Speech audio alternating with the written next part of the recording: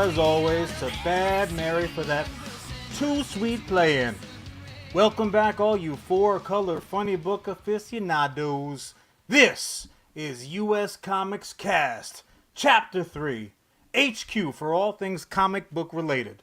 I am Captain John Rivera, call sign Rico, the CEO and co-founder of U.S. Comics. And I am joined, as always, by the COO, the co-host, and Captain Charlie Rivera, call sign Babucci. What's up, Chucky? Happy comic book day, brother! It's time to do something about fire and punch a tire. It's Happy Comic Book Day observed because on the actual comic book day, we were all in on watching our boys in blue, the New York Rangers, just handling their game one business. Making sure it's one thing to miss a thing you love in a night. Last night there was two things. That was too many things to have pay attention to while doing the show. The Rangers winning game one of the new series. Oh, baby! Hell yeah. The Mets just sweeping up towns right and left. Yeah, man, there's been a lot of good going on. However, that all being said, sometimes when you look off to the sunset and you think, how could things possibly get better? You realize that you are due for a special event. Ooh. One of those things that seem to be on the horizon forever and just don't get there. When is it gonna happen? When is my time, Lord? When is your humble servant gonna get paid off? And just as you're thinking those things, you open up the port side window, stick your head out into that sea mist as you're sailing on that aircraft carrier. Ooh, boy, and you see a sight that you did not think you were going to see anytime soon. And Charlie, call sign Babucci, if you know. That's me. Right now, here on the flight deck, we have someone who needs no introduction, but he gonna get one anyway. After 30 years of service, combat medals, citations, only man to shoot down 3 enemy planes in the last 40 years. Yet he can't get a promotion? He won't retire, and despite the Mets and Rangers' best efforts, he refuses to die. He should be at least a 2-star admiral by now, yet here he is, Captain Casey Manning, call sign Mayo. What? Mayo, what's up, kid? Mayo. Let's go ahead. Nice. Let's go ahead and make that adjustment. Casey, I gotta tell you, your call sign came immediately to mind when you were referencing the last time that you joined us on the program, specifically your rather mayonnaise-ish complexion in the picture, and I just, oh boy, did I tee-hee-hee it up, and that had to be. That's real nice. This has been fun, guys. I'll see you later. To go along with someone being call sign Mayo, we are live, ladies and gentlemen, coming to us from Facebook. Ellis, one of the faithful. I do not know if I wouldn't suspect him of piloting an enemy ship. But Ellis saying hockey's the whitest sport in all of whitedom. He must have accidentally turned into Canada Comics Podcast. I'll have you know, if this shit keeps going downhill for the U.S., it's going to become Canada only. Canada's only fan version will be Canada the show. South. Like, can Exactly. we even get good maple syrup south of the border? I'm not sure. We'll figure it out. Cousin Paul, what's up, kid? Cousin Paul, come to us to YouTube. We are live on YouTube, Facebook, and Twitch. All of it's at US Comics HQ. You can hear the audio-only version anywhere you hear podcasts, but congratulations. You get to see a 3 lovely punums right now. I want to know what everyone's call sign is. Drop it in the comments. The best one wins a prize. That prize is to be determined later when I can provide prizes. John! Yes? Why do we have amazing call signs this week? Well, Charlie, some might think that that special moment that we had been waiting and waiting and waiting for to finally arrive was not only the wonderful special guest appearance by Captain Mayo Manning, but it was indeed finally Top Gun Boink Maverick has finally arrived, and oh my lordy, it's about damn time. And for my money, worth the wait. Worth the wait. I mean, before we kick it to call sign Mayo, I am going to go all the way out onto the edge of the flight deck, and I'm going to say it. Top Gun Maverick is better than Top Gun. That's my review. Charlie, it's better than Top Gun. Like Pete Maverick Mitchell himself, Charlie cannot help himself, whether it's an approved or non-approved flyby, he gonna do it. Nobody's trying to make a list here. We legitimately just had this conversation. I did not agree with lobby. This nonsense. Everything shall be listed. Thank you, Charlie. If This you non-list bullshit has got to end. If you wait until the end of the show, I am going to list where Top Gun 2 Maverick, where it ranks amongst the Marvel multiverse of madness. Listen, we got theory. La Familia coming from all over. Joanna joining us also as well as on YouTube. She is agreeing with you two condiments on the flight deck that she agrees it was indeed better than the first. If Casey is call sign Mayo, Charlie would have to be call sign Spicy Mustard. I'm not sure why on this happiest day of days you got to come and get all gritty and spicy on me. But yeah, so Casey and I, we did indeed, we did like an in-flight refuel. We met up in the city itself to catch a flick. Casey, I'm just gonna throw it right to you, brother. This is a movie that we have been waiting for and waiting for and waiting for. I'm not even talking about the decades between Top Gun now and Top Gun Maverick, but even just like the regularly scheduled Top Gun Mavericking that we should have gotten. COVID did what the fucking MiG-21 has not been able to do. So I'm going to throw it right to you, brother. So with all that anticipation, how did that affect your viewership? Listen, I can't believe that we waited over 2 years for this movie. This sucker was in the can really probably at the beginning of 19, to be honest with you. And then you obviously have to edit and you go into reshoots and all that kind of shit. But they were ready to go. And they waited and they waited and they waited. And for good reason. A, you had COVID. B, you were still waiting for people to go back to the movie theater, and they wanted to be sure that this was going to be a huge opening weekend. And it turned out to be Tom's biggest opening weekend of his career, which is the craziest thing. It's unbelievable. Between you figured maybe the last two Mission Impossibles would have done it, but no, it was this one.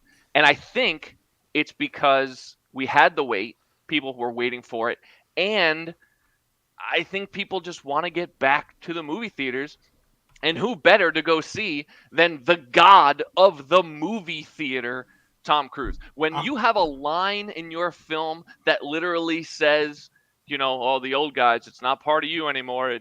You got to let go. And he literally says, maybe, but not today. Ooh. Tom Cruise is here to save movies and to save movie theaters, and thank the Scientology Lord God above, because we got it, and he's doing something right. What I think is amazing about this I'm flick, with you, man. I'm with you 100% on that. Before we kick it back to you, John, what I find amazing is Robin over on Facebook just saw the original for the first time over the weekend. Wasn't blown away, but will see Maverick. And what's amazing about Tom Cruise, what's amazing about Top Gun 2, they are able to thread a very specific needle because this is a big return to theater movie. And I've seen many an ad that's like, you haven't fucking seen Top Gun Maverick unless you've seen it on IMAX Ultra Double Feature Vision, but also as well as very clearly this is directly a sequel, but they are doing current big budget picture lock It's on a this flick. blockbuster. It just This looks is a blockbuster. Now, here's the thing. I'll get a little bit of insight, which we always like to do. We pull back the curtain. Casey, right here, even though we have equal statuses as captain, we sit next to each other on the pre-flight meetings, talking that shit.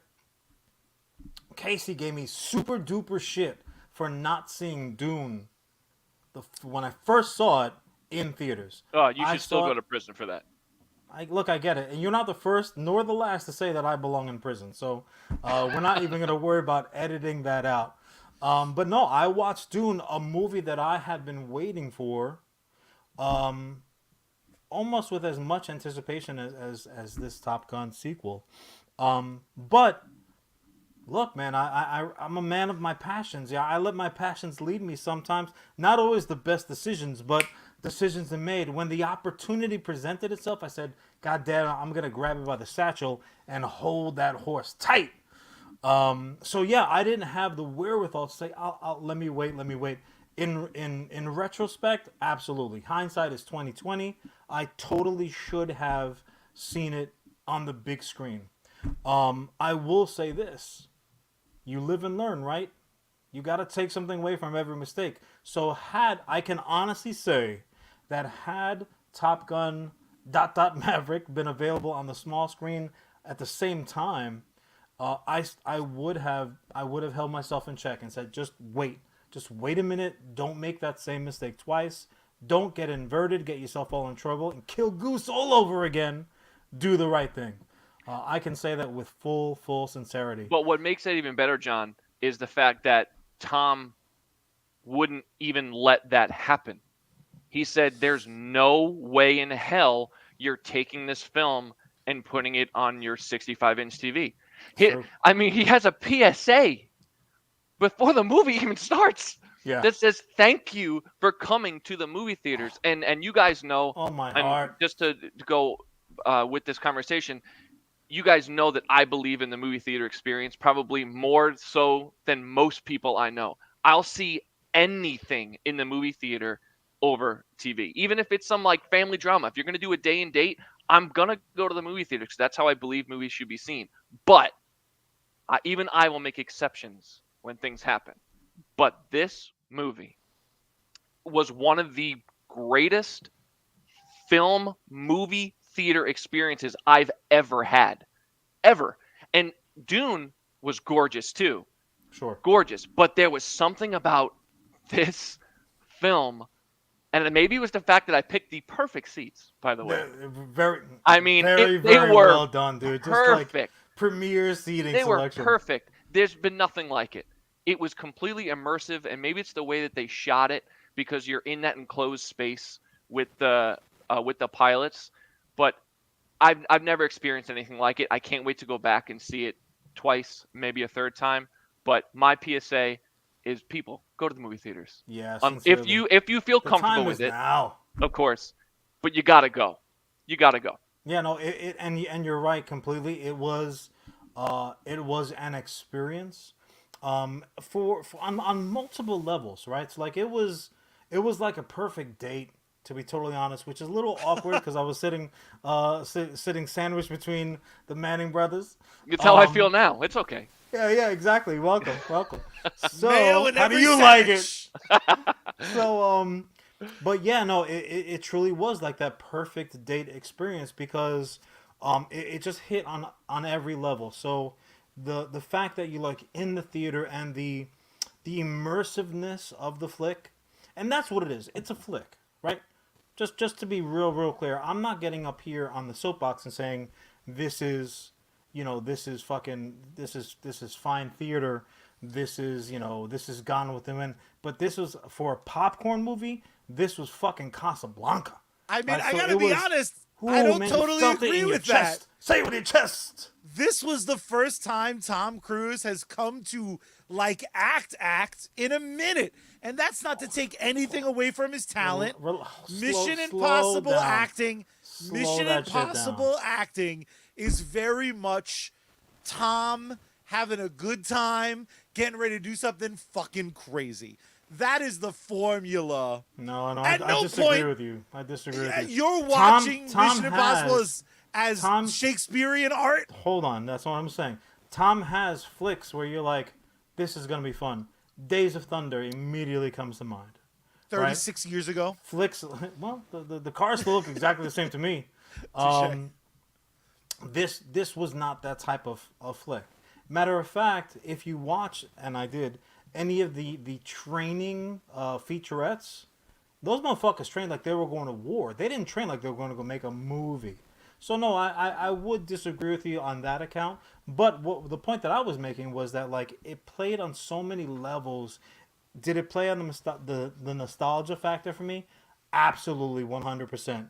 Did it play on the like experience of it all? The sound hitting you, the vibration of the seats, the effects. Where like sometimes you feel, that feeling when you go over the railroad tracks a little too fast. And you're like, oh, like I legitimately felt that with some of those aerial maneuvers. And like when the Mach is like, it's like Mach 9.9, you're like, oh, like the old brown eye is like tensed up so tight that you could shit diamonds. These are visceral experiences, and I was getting all of them. So for me, it hit on multiple levels. Let's throw it back to Captain Mayo. So for you, like the experience of it all, was it that it was Top Gun that you were there for? Was it that you were sitting in the theater? Was it that you were sitting next to Captain Rico? Like, what was it that hit you first? That's a great question. I think the fact that it was. I think the fact number one was that it was Top Gun. I think we had been waiting for something like this for a really long time, and we've been waiting for a non-MCU blockbuster. We don't really get those, and you can, if you want, you can count Dune, but even Dune is coming from IP, and technically Top Gun is too because it's a sequel. But sure. I put this in its own. It's in its own little batch of what it is. It's a subcategory, which we will absolutely get to. Yeah. So I think one, it was Top Gun because, and we've had these discussions that I'm not a huge give me more because the first was great. That's not my thing. If it was great, that's Charlie's thing. That's this guy. Give me more, give me more. I'm not like that. So if you're gonna do something, make sure it's great. And because of and man, I'm going to be praising at the altar of this man. It's a little unhealthy, is what it is. But he wouldn't come back and do this unless it was going to be great. Because he's got all the money he could possibly need. He's going to make more, sure. And everyone's working for money, but that's not what this was. This was like a love letter. This was like, hey, you've watched me through my whole career. You've come to the movie theaters for this. Now come back again, and this is for you. And that's exciting to me. So many sequels and so many IP things that are driven like that are for the almighty dollar. But this was one of the very first times I felt like I was going to a movie that was made for me. Like, here you go, guys. You've been through a lot. Let me give this to you. And that was really, really, really exciting. Yeah, and I'm with you, man. It's probably the best example of what it is, if that makes sense. So you're talking about on a blockbuster level. This might be the best example of it because it did everything it was meant to do. It's a popcorn blockbuster flick, but it also, to Charlie's point, and I told you this, John, when we left, I said, and I'm not going to, no spoilers here, but Tom Cruise has a scene that I believe is his best acted scene in roughly 20 years. He hasn't had a scene like that probably since, like Jerry Maguire? And that's 1996? It's tremendous. He's fantastic. Tremendous what he does in this It's tremendous in this. If he wanted to, I truly believe he could turn into that Paul Newman version as an older man and Sure, bust out an Oscar movie. He could do it. Oh totally. my God. He really Top Gun could, because I think 3 he's could that be an Oscar well. movie.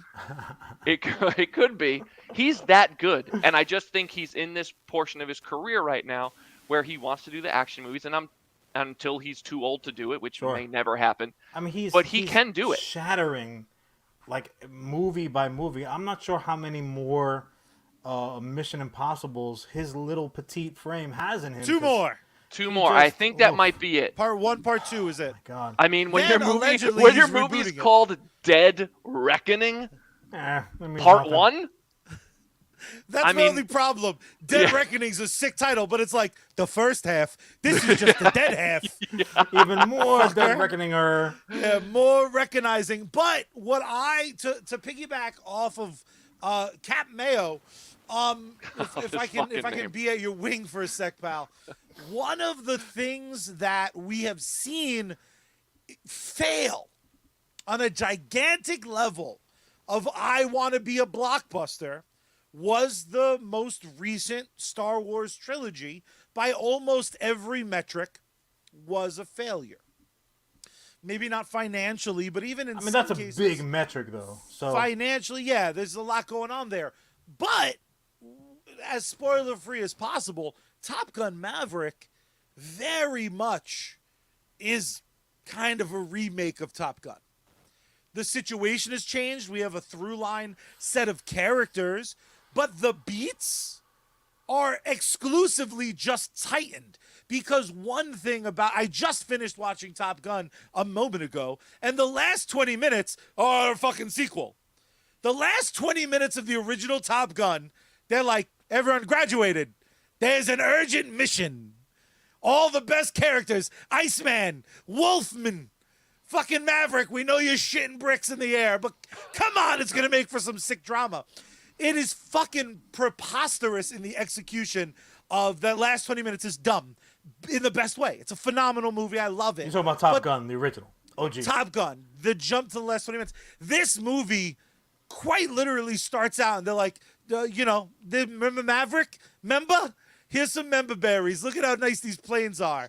Okay, there's fucking an unnamed bad country. We're not going to name it because we're going to sell this movie everywhere on Earth. They got plutonium or something, and they're going to do the Star Wars. The Do you country in remember the script Star was like, Wars? not you guys. Wherever this is being distributed, not you guys. You're cool. Yeah, They're like, you they guys made are such a fucking dope. point to there. Truly, there were more accurate like tail designations in Robotech, the fucking cartoon. I'm like, I feel like that kind of looks somewhat familiar. But yeah, no, right. We do want to keep this somewhat spoiler free. But just real quickly to kind of to rewind the clock a little bit, as my man Tom Cruise has done. I felt that this was almost 3 movies, right? And Yeah. the runtime was not particularly like way overblown, like the aforementioned, some of the aforementioned MCU projects have been, or the 17 retreads of some of the DC projects have been. They were like, this one's black and white and way longer, bro. But this movie, I felt, look, when you're dealing with the coined term, which we will absolutely take credit for, legacy sequels, a sequel that's happening decades after the original source material, there are certain ways that can go. And in the most recent examples, if you pull down maybe the top half a dozen or so most recent examples, you have had wildly different results. Top Gun Maverick had an approach which was unique to any of them, and I really appreciate it, so much so that I didn't even realize what was happening as it was happening to me. Like, to use that date analogy, before I knew it, my bra was off, my shoes were gone, and I had drank way too much with no cab fare home. So I said, well, Pete, be gentle with me, baby. The first third, right? The first third of the flick really fed all of your like you gobbled up your memberberries. Like, you were in essence Leo in that meme pointing at the screen. Like every 5 minutes, I'm like, oh. Casey probably walked away with bruises up and down his arm because I was like, oh, look at that. There was one huge, and I will save this specifically for you, Robin. There was one cameo of the non-human variety that hit in the third act that I almost stood up and be like, Casey, are you fucking kidding me right now? Casey, look! It was hilarious. It was one of the funniest like movie theater experiences of my life because I felt like he was gonna say it in full voice. Like normally you try to be like, dude, you see that? But he was there like, Casey, can you believe what is happening right now? Oh my god! Unbelievable. It was so funny. sincere on my part. It was so damn sincere, and it gave me so much joy that truly, even if this movie's plot was total dog shit, I would have forgiven it because of all the, like, it had brought so many plates to the table. Like, this was a tapas meal for that first date. But John, it gave you so much. That's what made it so good. Is that it could have just given us, ooh, Easter egg, cameo, nostalgia. It could have just done that, and it would have been fine. Absolutely. Instead, what they did, and the reason why I think it's, I think since the movie's better, I think you were starting. Top Gun is good. It's good. You think about the movie. Original Top Gun is good. It was in an enviable position where you could take a movie that was very enjoyable and very good and actually make it better. That's not how this normally works. Normally you are working at 100 and you are trying to surpass it and you can't do it. Now you're dealing with something that's nostalgic and fun and everyone remembers it and there's this weird sex scene in the middle and everyone still laughs about it. But now you are able to climb and go above it, and that's what makes this work. Dare I say it's not as uncommon as Mayo is pointing it out to be. It is uncommon for those films to actualize. What this is, in almost every way, it's almost a fan film. The beats could have been written by anyone who really enjoyed Top Gun. I think that's its superpower. Well, it doesn't ever hide what it came from.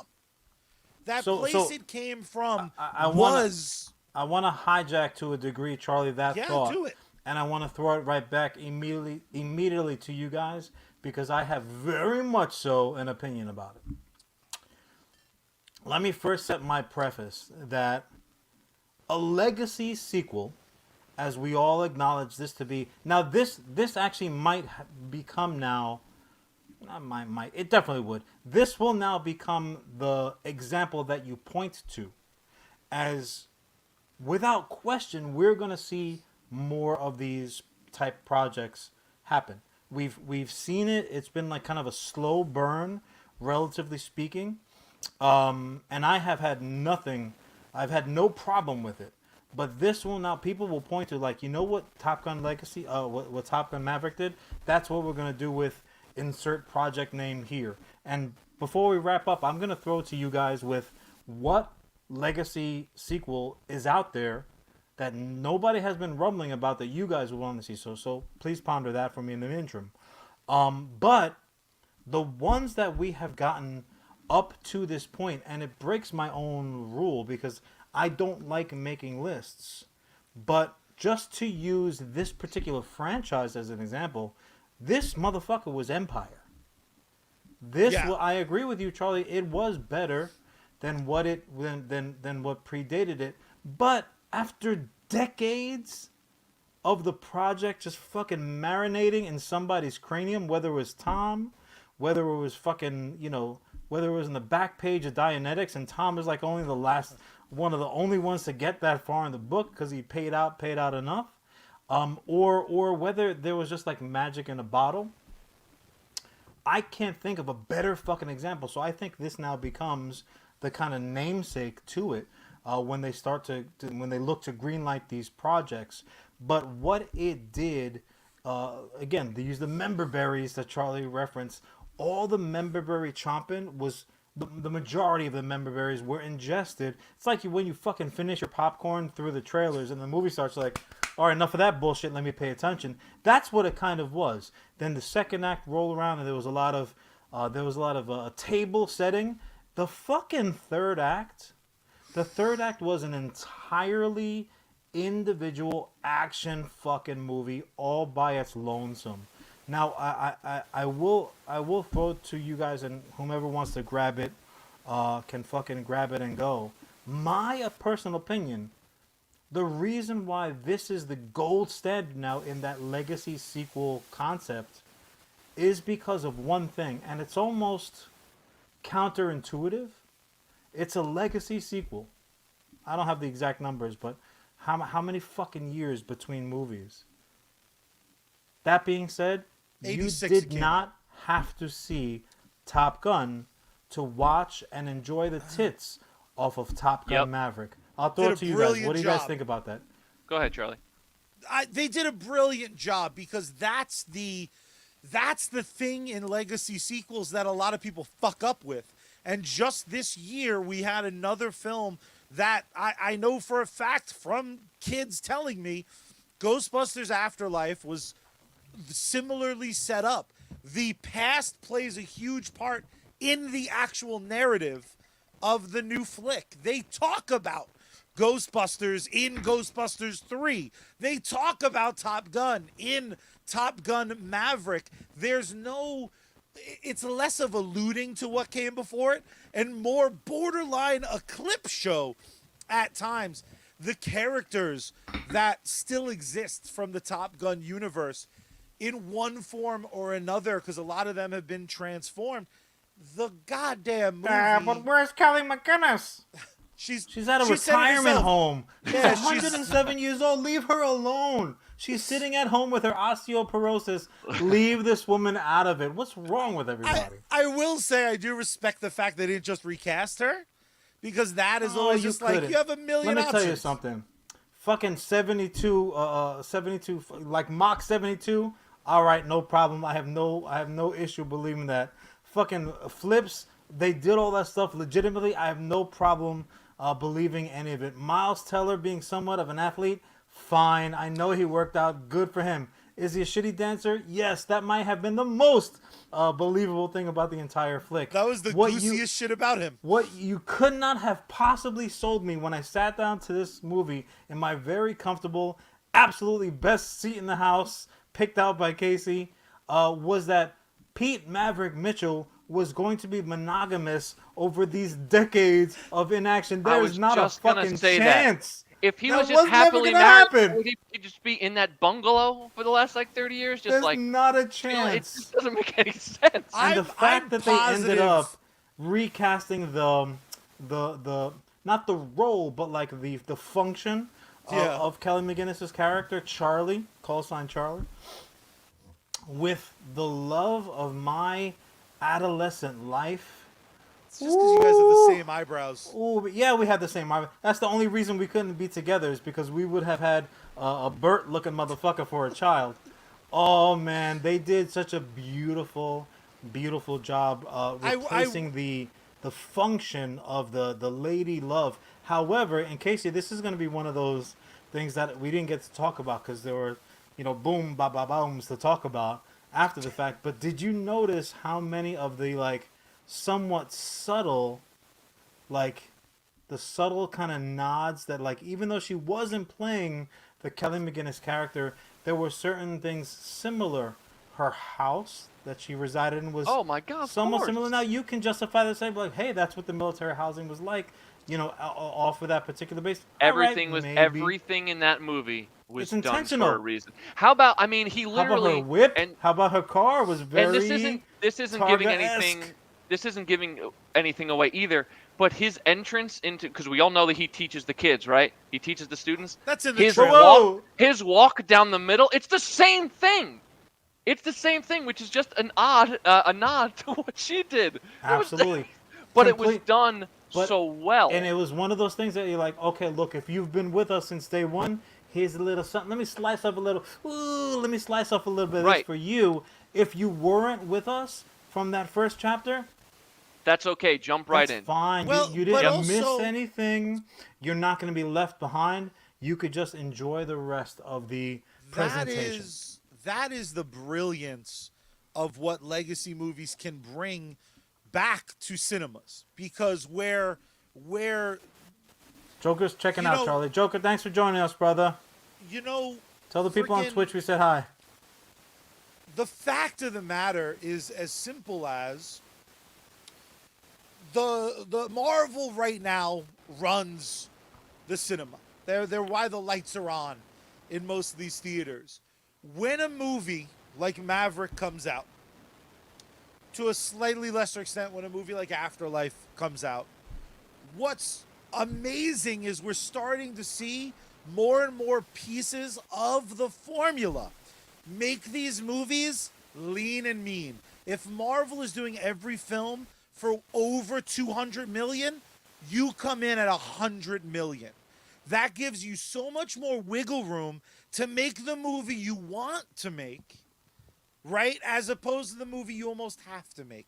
This isn't giving anything away because it's in the trailer, there was pushback from the studio about a nod towards the volleyball scene from the first Top Gun. It cost them money. Literally, they were like, what if we do the movie for less? Then leave our script alone. That's how they finally locked the picture with the script they had. There was a lot of pushback from stuff. Anything that was a particular like cutesy nod, studio tried to pull out. This wasn't an easy acquisition until it hit that money amount. Not that 120 million is not a lot of money. That's not my point, though. That's the reason why Afterlife immediately got greenlit sequels. That's why the momentous success of Maverick is going to be a thing talked about all summer long. You can make these new modern summer blockbusters. There's just some steps involved. You probably need to build up a star, use a star, have up-and-coming characters, but it leaves you wiggle room. There's a character, Hangman. John brought up fan casting for this actor who it's now all I can think about. Like all these cats, every single one of them brought something. There's a Put it out scene- there because I want full fucking credit if it happens. Casey- I'm starting the petition.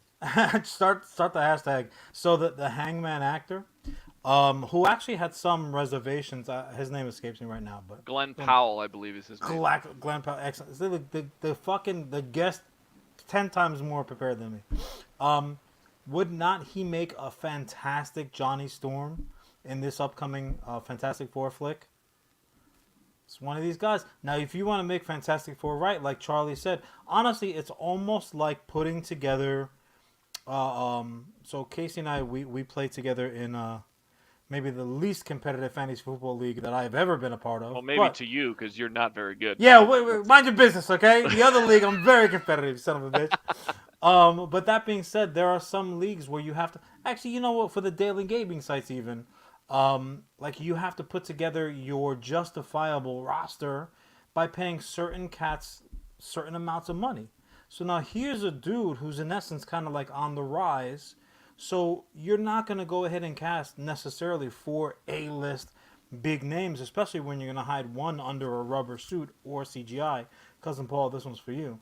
But you know what? If you get a guy like this who clearly has the chops to pull it off, you can now work it in budgetarily, still get the effects you're looking for the writing, looking for the production, looking for the release date, because that even costs money.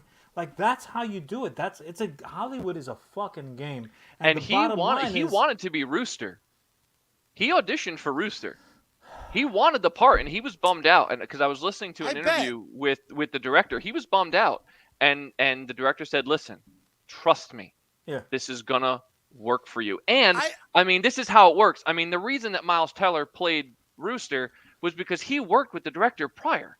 Yeah. He worked with him on Only the Brave. So that's just kind of the way Hollywood works. I also got to That's tell the which you is way a though, great, everywhere. which is a great movie, by the way. You should see it. Everywhere works But- that way, Casey. Yeah, Right, I- but especially if they want to set up some kind of a some kind of another sequel and Sure. whatever, he's gonna pick the guy he's worked with, Absolutely. and that's okay. And he was great at it. Look at Michael B. Jordan. How many projects has Michael B. Jordan had presented to him on a fucking silver platter simply because of his resume, his attachments on his resume? But before we get too far out, and I realize it's a little bit unique because in essence we're kind of like taking one topic and carrying it over throughout. I don't want to get too far before we say anyone who has seen this flick and says that it was not the fucking new gold standard for the Legacy sequel is one thing and one thing only. Charlie, tell them what they are. Oh, they would be not too dissimilar from one George Toy Boy Lucas. They'd be fucking liars. Goddamn liar. Put them up, boys. Ooh, Han shot first. Clink. So warm. Delicious. No, the Those two liquors did not go together. what No, what bad choice, can Don. what else can you say about this flick? Everything Look, kind of all you clicked can say beautifully is one together. thing. If you have not seen it yet, even Rotten Tomatoes is insisting that you go out and see it. I can't remember a popcorn blockbuster flick, a summertime blockbuster to kick it off like we haven't seen since maybe the late 90s. Guys, Like I these see everything. You blockbusters. know that. I see everything. This is the movie that I have no problem recommending to everybody Go I see know. it. No reason not Everybody. to see Your mother, your grandmother, your grandson, everybody needs to go see this movie. It is the perfect movie theater experience. It's No, They perfect. threaded the 100% needle right. so damn well. But we are in an age of legacy sequel type things. I know our chat wanted to talk about it. Let's talk about it. Mayo, have you been able to take your jet 97 Gs to go back in time, but it's somehow also the future, and also every planet only has one weather system? Are you caught up right now with Obi-Wan? I gotta tell you guys, I'm not. Have you seen any Obi-Wan or Kenobi? Technically, is the name of the show. I've seen the trailer. The trailer's very good. So, And if you guys want to sit here, you want to spoil things, go ahead. It's No. fine We'll with stay me. spoiler free. So luckily we're only at the time of recording we're only I think three deep. I think we're 3 in, yeah. But you know what, Charlie, you made a leap to true. I think an appropriate destination because look, there are legacy sequels that you see in the theaters, absolutely. Again, the aforementioned Ghostbusters Afterlife being one of them. But if you want to jump right to like the Star Wars stuff, absolutely we can because here's the thing. The Star Wars TV shows are not made like TV shows. You know, if you've watched any goofy rubber masked sorry CW superhero attempt, you'll know that not all TV shows are made equally. If the CD boarded up like a drug haven on The Wire tomorrow, I would be there to drive in the final fucking nails and close that shop down poignantly. How hard is it gonna hurt you? Poignant, Rock. Poignant. I never want to see another beloved DC fucking product come out of that shithouse. However, Such strong opinions. the DC Marvel folks, when they do TV, boy, they do it right. Even with something like Boba Fett, who I think they did a tremendous disservice to the character. And forgive me for saying so, especially Charlie, but our desperado producing fucking director, I think, is the worst. He had the worst at bats with that Star Wars good. I think that he just fucking fumbled the ball. Now, look, I'm not saying you got to cut that guy off your roster, but you got to wait a minute before you call his fucking number again. It's gonna be a hell of a redemption Goof story. magoof. But again, Boba Fett is now, in essence, a legacy kind of a Series. legacy product because we know the character from fucking dropping into the hole in the ground like a moron. Whereas Mandalorian is like new. He's new lore. So even though it occurs in the timeline that we're familiar with, he's new. Like he's a new player on the board. Obi-Wan, like Charlie mentioned before, the last time that we saw his iteration was after the prequels. Which, here's the funny thing about it. So we got about 10 years, give or take, between us. But that's long enough for most everyone of my age to look at the prequels like a fucking joke. And I gotta tell you guys the truth, and I'll be honest, I'm not entirely positive where either one of you are gonna stand on the subject, but a lot of Cats fans, only 10 years behind me, they're like, oh yeah, I love this, I love that. Like, is nostalgia Look, John, really you can't that fix strong? stupid. You know what I'm saying? You can't fix it. Some people are just. It's sorry. There are apologists. Is it like too strong? Is not a strong enough. Yeah. Like they want to fucking take you out in the parking lot and fight you over I think it. they financed The it. prequels stunk on ice to me. It's because it's what they grew up with. It's what Yeah. they grew up with. A lot of them, and that, like, to me, I'd technically be in that generation. You know, Phantom Menace came out in what, 99, right? You two are so Charlie and I are absolutely- the same age. you That guys movie are came out when we were 100% in 14. that wheelhouse. Yeah. Let me tell a quick story. I promise I'll keep it brief. Episode 1's going to come out. They spend hundreds of millions of dollars advertising it, right? John and I get our tickets for opening night, AMC Stony Brook. At the time, the nicest theater we got. Bee's knees, man. The biggest screens, the best arcade, just a house of worship that I happily once knelt at the altar of. John and I get there early because he knows his bubbling baby brother loves nothing more than a good seat and a delicious snack. So we're there early, and we are met with the line of all lines. It's from the inside of the theater. Get the fuck outside. We painted on some Star Wars All the way back characters. to Shirley. We could have just Roger, walked. Roger, get the fuck online. It comes out and it goes down a bit, but we're there early enough for our showing. We're early for us. In front of us is the 7 o'clock, the 6:45, the 6:30, the 6, the 6:15, and what's left of the 5:51. But there are people fully suited and booted. Sure. There's lightsabers clashing. A motherfucker brought his pickup truck. And I am watching the middle of Empire with my 14-year-old rod fucking double extended like malls. Just all chubbed up, all John 4 and I inches sit- strong. John and I sit down in that theater. We see 17 trailers, including a trailer for episode 1. Right before I see episode 1. It's confusing as fuck. I think there was an Right. episode for toys even. Definitely. It was like a And legitimate there's- toy commercial whipped in They're there. just showing you the track titles. So you're like, some of these motherfuckers ain't gonna make it. Want to know who? We're gonna tell you anyway, because fuck you. The credits start. Blah, blah, blah, blah. At this point, I had been to no re-release.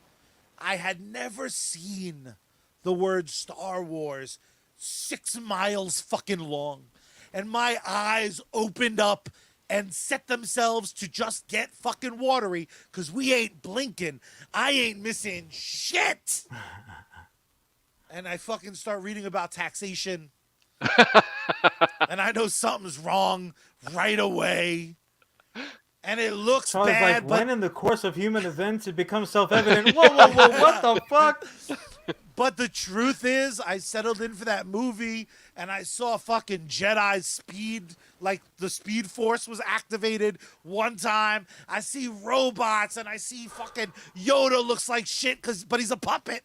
So fuck you, at least he's a puppet. And we get out of that movie, and John and I are fucking high-fiving. We're like, fuck yeah! That little kid's gonna be Vader, bitch! Fuck yeah! We're in the car, and we're like, oh, remember the fucking space swords? And the ships, and the fucking lasers? And the guy with the tongue. Wait. I didn't like. It was morning after. Wake up next to a Gamoran guard. You're like, what the fuck what just happened just now?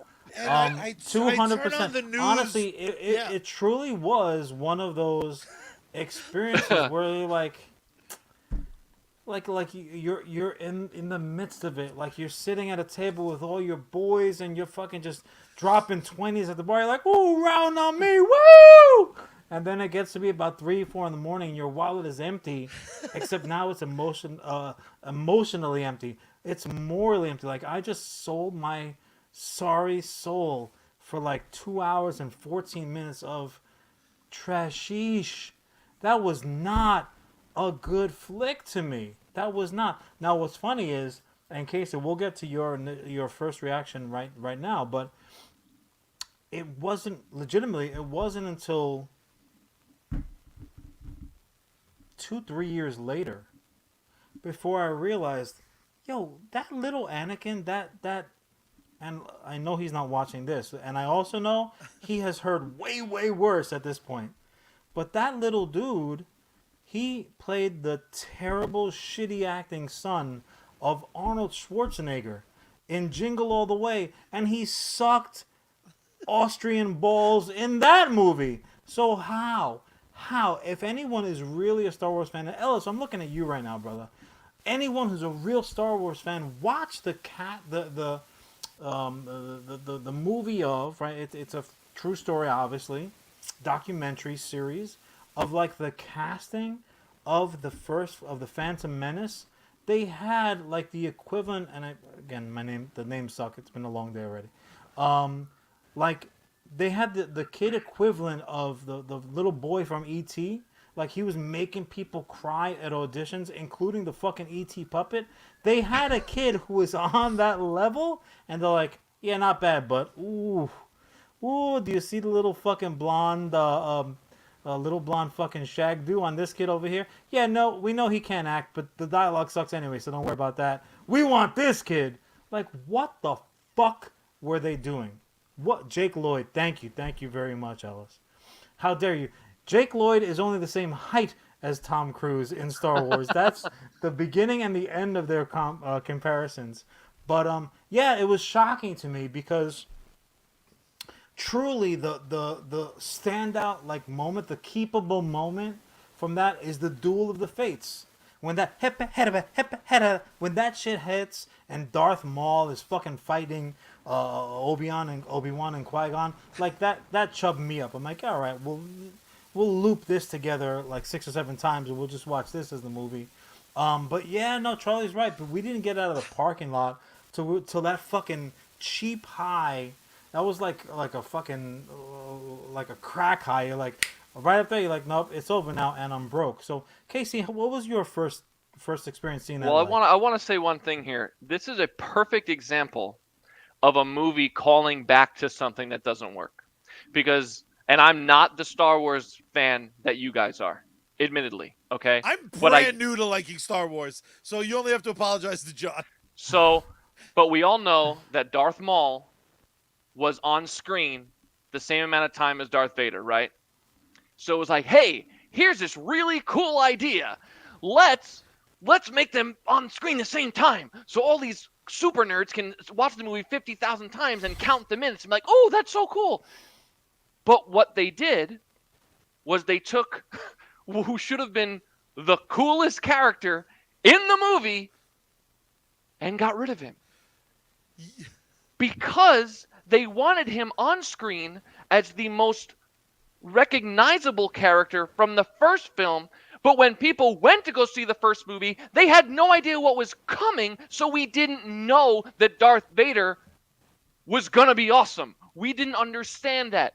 People saw a 30-second trailer in 1975 and said, "Oh, that's kind of interesting." Yeah, and I want to went see to this the movie. red guy. You got a can't shiny build nickel. up something and then just throw him away. That is a perfect example of people trying to call back to something that Yep. doesn't work. And the funny thing is, and it's a very good analogy, Casey, because they wanted, in essence, they wanted Darth Maul to be fucking. They wanted him to be the shark from Jaws. They want to be Yeah. like, oh, we're just gonna fucking give you a little, just a little, just a tip. It'll be real quick, baby. It'll feel so good. And It was ultimately, real quick. they they forgot that the reason why that shit worked for Jaws is because you had fucking you had fucking Brody, and you had, oh my god, you had fucking Quint, who's arguably the fucking best anti-hero in all of film. You have fucking Hooper, like the entire fucking island of Amity is a character, and you did not have even anything Right. close to that. And Get the fuck no- out of here. Phantom Menace. You're saying that those characters were better than Jar Jar Binks? How dare you? Roger, But Roger. also, You're so how did, racist but and annoying. how did hype work in the 70s? Hype worked after people started seeing the Yeah. movie. Hype starting in like the late 90s of the internet machine, you were hyped before the fact because now everything is a sequel and we got to go see it. Jaws, Rocky, Star Wars. The reason these movies got hyped up is because people went to see it and then went home and told their brother, yo, you got to go see this Let's fucking go. movie. Well, That's It how it also used to helped be done. but that they that's- were in the movie theaters for like 6 months.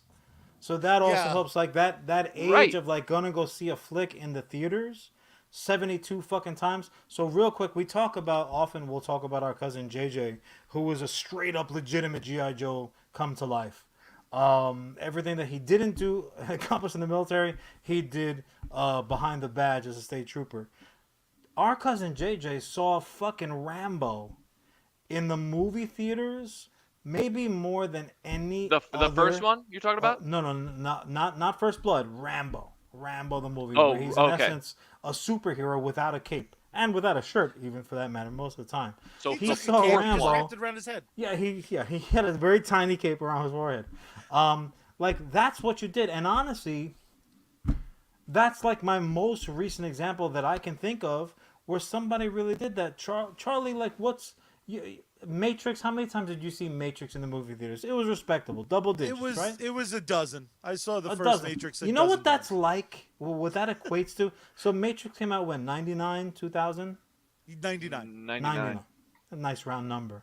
That would be the equivalent of having seen Star Wars in the movie theaters 100 times. You know how many fucking visits to the movie theater? Like that's ridiculous. That requires such a commitment. That's like showing up to work, basically. Where'd you get all the money to go see that movie 12 times? Well, I You're assuming he So- paid for it 12 times. John just A said and lot I of saw it. sneaking around. John and I were taught the equity of friends in low places early.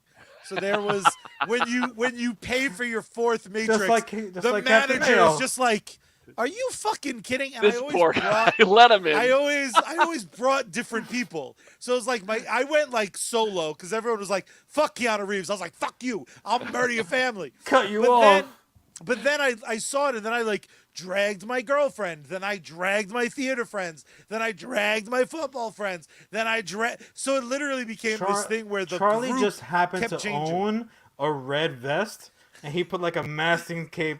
Charlie, he just strolled and was like, oh, fucking another day, another dollar, right? Isn't that crazy though? That's calling back to exactly what I was talking about like an hour ago. That's the movie theater experience. Oh, That's well, what we yeah. don't have anymore, man. But you It's know so what? No, sad. but see, this is my point. The change is where equity lies. The equity back when Star Wars came out, and to a lesser extent when The Matrix came out, the equity was in loving stuff. The equity was, Sure. I saw this thing, and now my personality is now going to be Star Wars guy. I fucking love Star Wars. Star Wars. I saw The Matrix, and I suddenly was like, fucking, you ever heard of anime? I just learned about it because of The Matrix. Matrix and Akira. Fuck your Dragon Ball. The equity, though, now has switched. And dare I say, Ellis loves the prequel, and of course was going to hate Kenobi because Kenobi is doing backflips to try to make It's the trying to. prequels have a value. You know what Kenobi is, and again, we're gonna keep this entirely spoiler free, if for nobody else but Casey. Kenobi is making a very distinct. Oh, Robin, we'll see you later, kid. Thank you for joining us. Show some respect. Call you sign still owe me Baby a Jane. drink, so recognize. Kenobi is making it a point to be like again an analogy. Actually, we got pretty far. We got over An hour and 1 minute that's without not an analogy. Bad. Before to John's celebrate. analogy of the day. Make that graphic. Kenobi is that kid that walks into like Miss Peters' French class 101. She's like, "What's your last name? Obi-Wan? Oh, I had your brother in here 5 years ago. He was a real problem. Are you going to be a problem?" He's like, "No, I am not. I understand the issues that you had with him. A lot of teachers have that same issue, but now I'm cool. Check it out." So Kenobi is making John, don't tell my stories from junior high. Charlie, your story is elementary, very high school. different. Your story is more like, John was so great. What the fuck is the matter with you, kid? So Kenobi is doing it a point. He didn't change his last name. I mean, he did. He changed his first name to Ben, but that'll fool him. Good job, buddy. But no, the show is making a point. They're not like divorcing themselves from the prequel mess, because in essence it's speaking to where he's at now. Like all of the events that happen, and a lot of them are legacy events, they've been already cleaned up by the Star Wars legacy. The same word, different usage. Star Wars as a property has had canon stuff been established outside of the theaters for years and years and years, going all the way back to the original A New Hope. There have been other creators who are like, look, this fucking cat is on, chinless though he may be, he's really onto something here, but hey, maybe this, maybe that. So they have been helping him, whether he liked it or not, for many, many years now. And a lot of that outside those legacy stories have become canon. Some of the best, in my personal opinion, have not, and they can't be because of what they've ended up doing now in the established movies. The fucking, spoiler alert, the death of Chewbacca in the legacy version, the novels, rips you up when you watch it. Rips you the fuck up. And they shot my boy through the chest, and I was like, you dick. You dick. That should have been so much better. But that all being said, there's a wealth of content to pick from. Fucking Grand Admiral Thrawn, who we're gonna end up seeing in the flesh coming up very soon, is one of the absolute best characters that Star Wars had put forward. Right?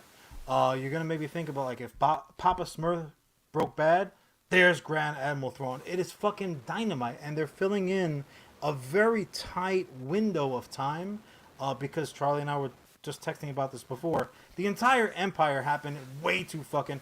Basically, the Empire did what Putin thought he was gonna do. At the fucking in the Ukraine, he was like, "Oh, we're just gonna roll in and take over everything," and they did it in like fucking 30 years, and it should have taken like 1,000. But that all being said, yes, Episode I agree 1 with you, to Charlie. episode 9 is 32 years. It's the fucking shortest time frame ever. But you know what though? Again, this is an important conversation because the legacy properties don't have to necessarily. Pippin's upset. They don't have to be flicks. So I'm gonna throw it right back to you, Casey. Are there any legacy properties out there, movie or film, that come to mind immedely, good or bad? I don't care. Like what's another one that at least registered on your radar? Guys, I got to be honest with you, and I feel like I'm not contributing to the conversation here. But it is not what I'm looking for. Let me put it this way. Okay. I don't want to seek out sequels. Sure. I really don't. I believe that if it's meant to be made, then they'll show it to me. Sure. kind of thing. That's how I It's how we met, actually. It's a funny well, story. yeah. So, That's how I approach film and TV. okay. Well, you I'm know what? That That's being just said, how I work. that's well established, and Charlie lock that answer in, lock his points into the bank. So Casey, I'm just gonna immediately throw it right. I'm gonna go right to the crux of the matter, Creed. So Oh, we're talking Creed, about Rocky again? Oh, baby. Watch so out. Creed, is at the same time a legacy sequel, but also a reroute, Right. trademark patent pending. But now, and again, this is current. So we have, and fucking Frank Stallone. We know where Frank Stallone stands on the matter. Oh We boy. have now a Creed 3 coming out, sans Sylvester Stallone. So how does that make you feel in your little pitter patter? Look, we had this conversation that when the first one was coming out, I was petrified because I just didn't think it was a very good idea. And I was proven wrong. I'm willing to admit that I was wrong. I was like, let it go. It's fine. And I was wrong. And then they were like, hey, let's make another one. I was like, guys, please. Please, everything is going so well. You made me cry at the end of the first one. Do we have to keep going? And they kept going. And I said, okay. And it worked again. Now, I think we are getting to the point that it's time to stop. Because, in my opinion, the Rocky series needs Rocky. I don't need an offshoot. It is not a film. If the movie was a true, like, I guess you could say the first movie was like an ensemble movie, right? Because you have Rocky and Paulie and Adrian, right? But as the movies progressed, it's about Rocky. There were 6 of them, all about one character. Now you want to completely spin off the series and have it helmed by somebody else. I don't need it. When it comes out, will I go see it? Of course I will, because I'm a fucking shill. I can't help myself. But I think it's time to let certain things go. And we've talked about this too. I think the problem with media and film in general is that we're not letting things go. We're trying to build. We're trying to build more. Stop. I call it the I call know sign there are Babucci effect. There are smart people out there that can come up with new stuff or Sure. do what Top Gun did, and we waited 30 years. I don't want to see another Top Gun thing until I am 70. Then maybe you can bring it back for a new generation. But let it go. Nah. Like they tell him, There's let it go. there's plenty of material. So Charlie, really quick, only because we have so much. There's so much meat on the bone, so to speak. I'm just gonna throw it right back to you then. So, so we know where. Yes, Paul. Yes, Paul. Attaboy, Paul. Thanks, man. So personally, I do agree with Casey on this matter. I absolutely will see the third Creed, and I hope to be proven wrong because that's what happened to me on the first 2 Creed installments. Even though I was very much in favor of the participants, I hope I'm wrong the third time as well. But Charlie, I'm gonna throw right back to you. This is one of those examples that didn't occur to me at all with the subject matter, but yeah, I'll put it out there. What I believe Top Gun Maverick supplanted as that gold standard. Fucking and I know that you did not have skin in the game really prior. How did you feel about Mad Max Fury Road?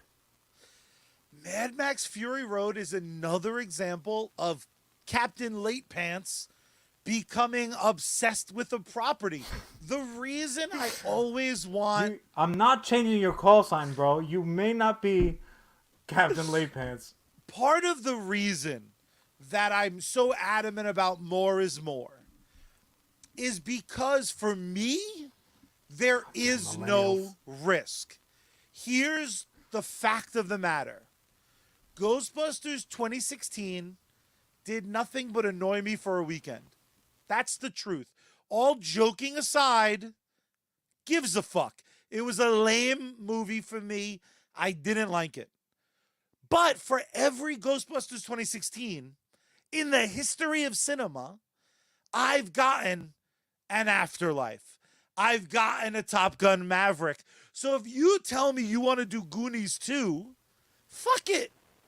I got nothing to lose. I throw away 2-hour increments of my life on the reg. Let me do it with a giant popcorn. Sincerely, Creed 2 to me wasn't as successful as Creed 1. Creed 1, one of my favorite fucking Rocky movies of all time. Creed 2, I fucking loved it. I'm not going to pretend I didn't love it. It doesn't become one of my favorite Rocky movies. Creed 3 without the man himself, and on top of that, Rocky 7 is going to exist? I don't fucking know, but let's see what happens. All right, that's more than fair. Wait, It's can more than I fair. throw in something here though? I think Absolutely. what's really important here is who is making the film too. Sure. When you're Absolutely. talking about Mad Max Fury Road, we're talking about George fucking Miller. Okay? We're not talking about some hack job guy that somehow gets to helm a franchise now. That's his property. His. And he said, "You know what? I can make this better." And he did. Because Fury absolutely Road did. is fucking incredible. amazing. It's It's probably an one of the best amazing movies film. of that year and of the last decade. But it's who made them. Absolutely. And Charlie, it checks off that box that fucking flight list that is an absolute requirement to take off to fucking let the catapult fucking throw you off at the end of the boat. It absolutely did not require you seeing the two movies that preceded it. But Casey, I want to ask you, because this is right in your personal wheelhouse. We've been talking about the mighty mini one, Tom Cruise, for years now. And I had, was it a full episode, Charlie, or was it just my topic? I went through the entire, at that point. That was just an intro to your topic. So I don't know. I think you also may have frozen. yeah, I lost him. It happens. It happens to the best of us. His But voice is Casey, back. There he is. He's back. the voice is all that matters, really. This ain't much to look at. But Casey, I want to give you another one that doesn't spring to mind immediately because it is not part of the fucking MCU. Thank God. The Color of Money. Oh God, what a movie. The Color of Money. What a cinematic universe. That'd be a dope fucking extended universe. So The Hustler happens, and it's like an instant classic. Then The Color of Money rolls out, and Pete Maverick Mitchell can fucking woo boy, can he one in the corner pocket for days. So let me ask you. I mean, by the time that you saw The Color of Money, had you seen The Hustler prior? Yes, I see, had, but that's very because good. I'm a film nerd. So That's true. I'm going to say Among a few other things things. here about that. One, The Color of Money can't be bad because the character of Vincent literally walks around with a T-shirt that says Vincent on it. Okay, you winning. Plus, he's singing while playing pool. You can't lose. Two, who directed The Color of Money? Martin fucking Scorsese. If he could have a sir before his name, he would at this point. Come on. Martin That's fucking Scorsese, also dude. how long did we wait?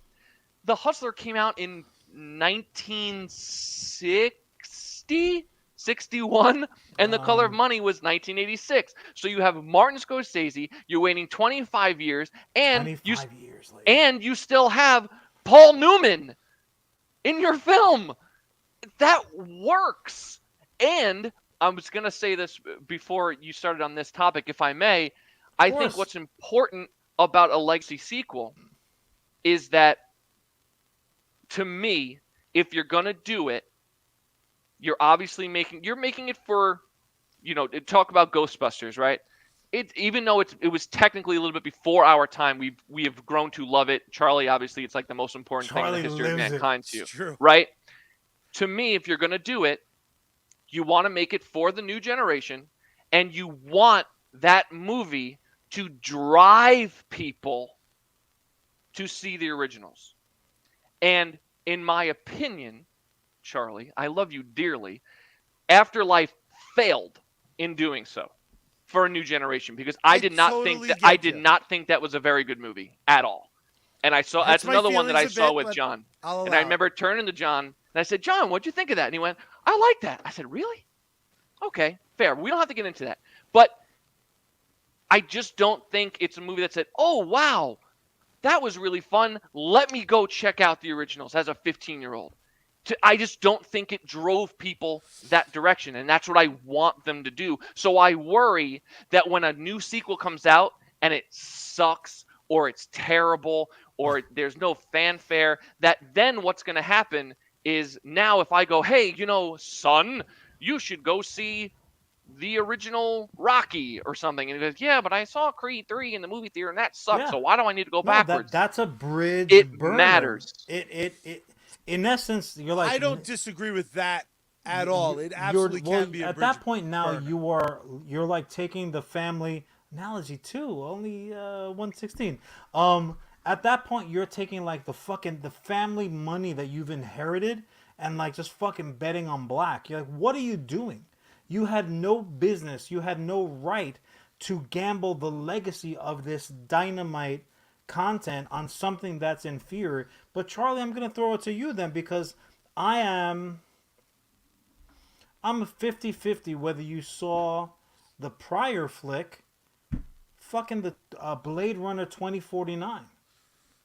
I've seen 7 versions of Blade Runner. I really enjoyed. But have you watched it backwards? Maybe that's new. Have you listened to fucking Chopin's Fifth while you watch it? Because that changes it completely. I like when Han Solo is like deaf a robot. And I like the ending where he's like definitely maybe a robot. And all the other ones I think are convoluted as fuck. I think the new one was like, I don't give a fuck about any of these characters, but it looks good. I have a confession to make. You were not a fan of 2049? No. I didn't dislike it. Really? It was okay.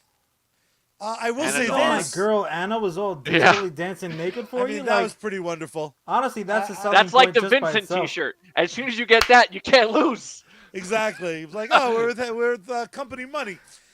Interesting. Tron I Legacy. love it. Loved it. I saw Tron Legacy before I saw Tron. So leaving Tron Legacy, I was like, oh shit, I'll watch more of this. And then I watched Tron and I was like, oh shit, Tron's is the tits. What a great like old school film.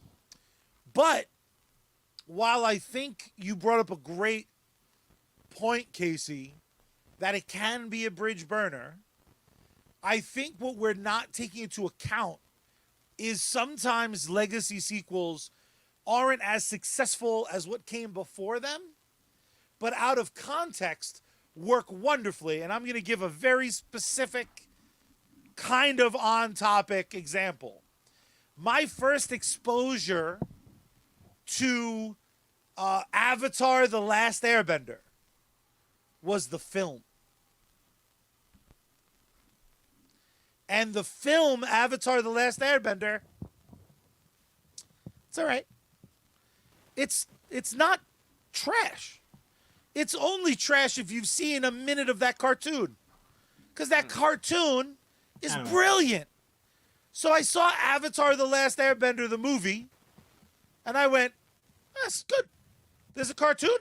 And all my friends were like, this fucking movie is garbage. And I go like, oh, it's fine. The guy had the airbending. That was kind of cool. Then I watched some of the cartoon, and I became obsessed. And in context, what a pile of shit that movie is. But it brought me to something I wouldn't have gone to. So That's a bunch totally of fair. little kids, when we were at the premiere of Afterlife, I watched kids have no context for Ghostbusters. We set up at a local theater to do opening night. We had our cars outside. We had all of our equipment. Slime aplenty, the Terror Dog, Mr. Stay Puft, 12 Ghostbusters. It was the event of the season. And I watched kids look at us like, what the fuck is wrong with these idiots? And those same kids. I was that kid. Those same kids, like 2 hours later, came out and it was nothing but hugs. That's awesome. And let me see the PK made. Oh my God, it's so cool. I am positive that their next introduction is probably going to be like Ghostbusters 2, because Ghostbusters 1 is a little scary for some of those little rats. Then one day they're going to see Ghostbusters. And they might, like Casey, be like, fuck Afterlife. but it brought him to the dance. Totally, that's And totally that fair, is Charlie. a But then they'll superpower see of some of these Ghostbusters 2, flicks. and they'll be like, what happened? Yeah. Like, Mhm. why would Garfield even agree to do this flick, like Slime? But you know You're that brings not wrong. up something else too, where like the reasons why I have such issues with just sequels in general that we don't need them all the time Mhm. is sometimes a movie like Ghostbusters, which it shouldn't work. Well, Ghostbusters should not no. work. And it didn't work for a really long time until they changed the whole movie and they turned it into something else. And you hit gold.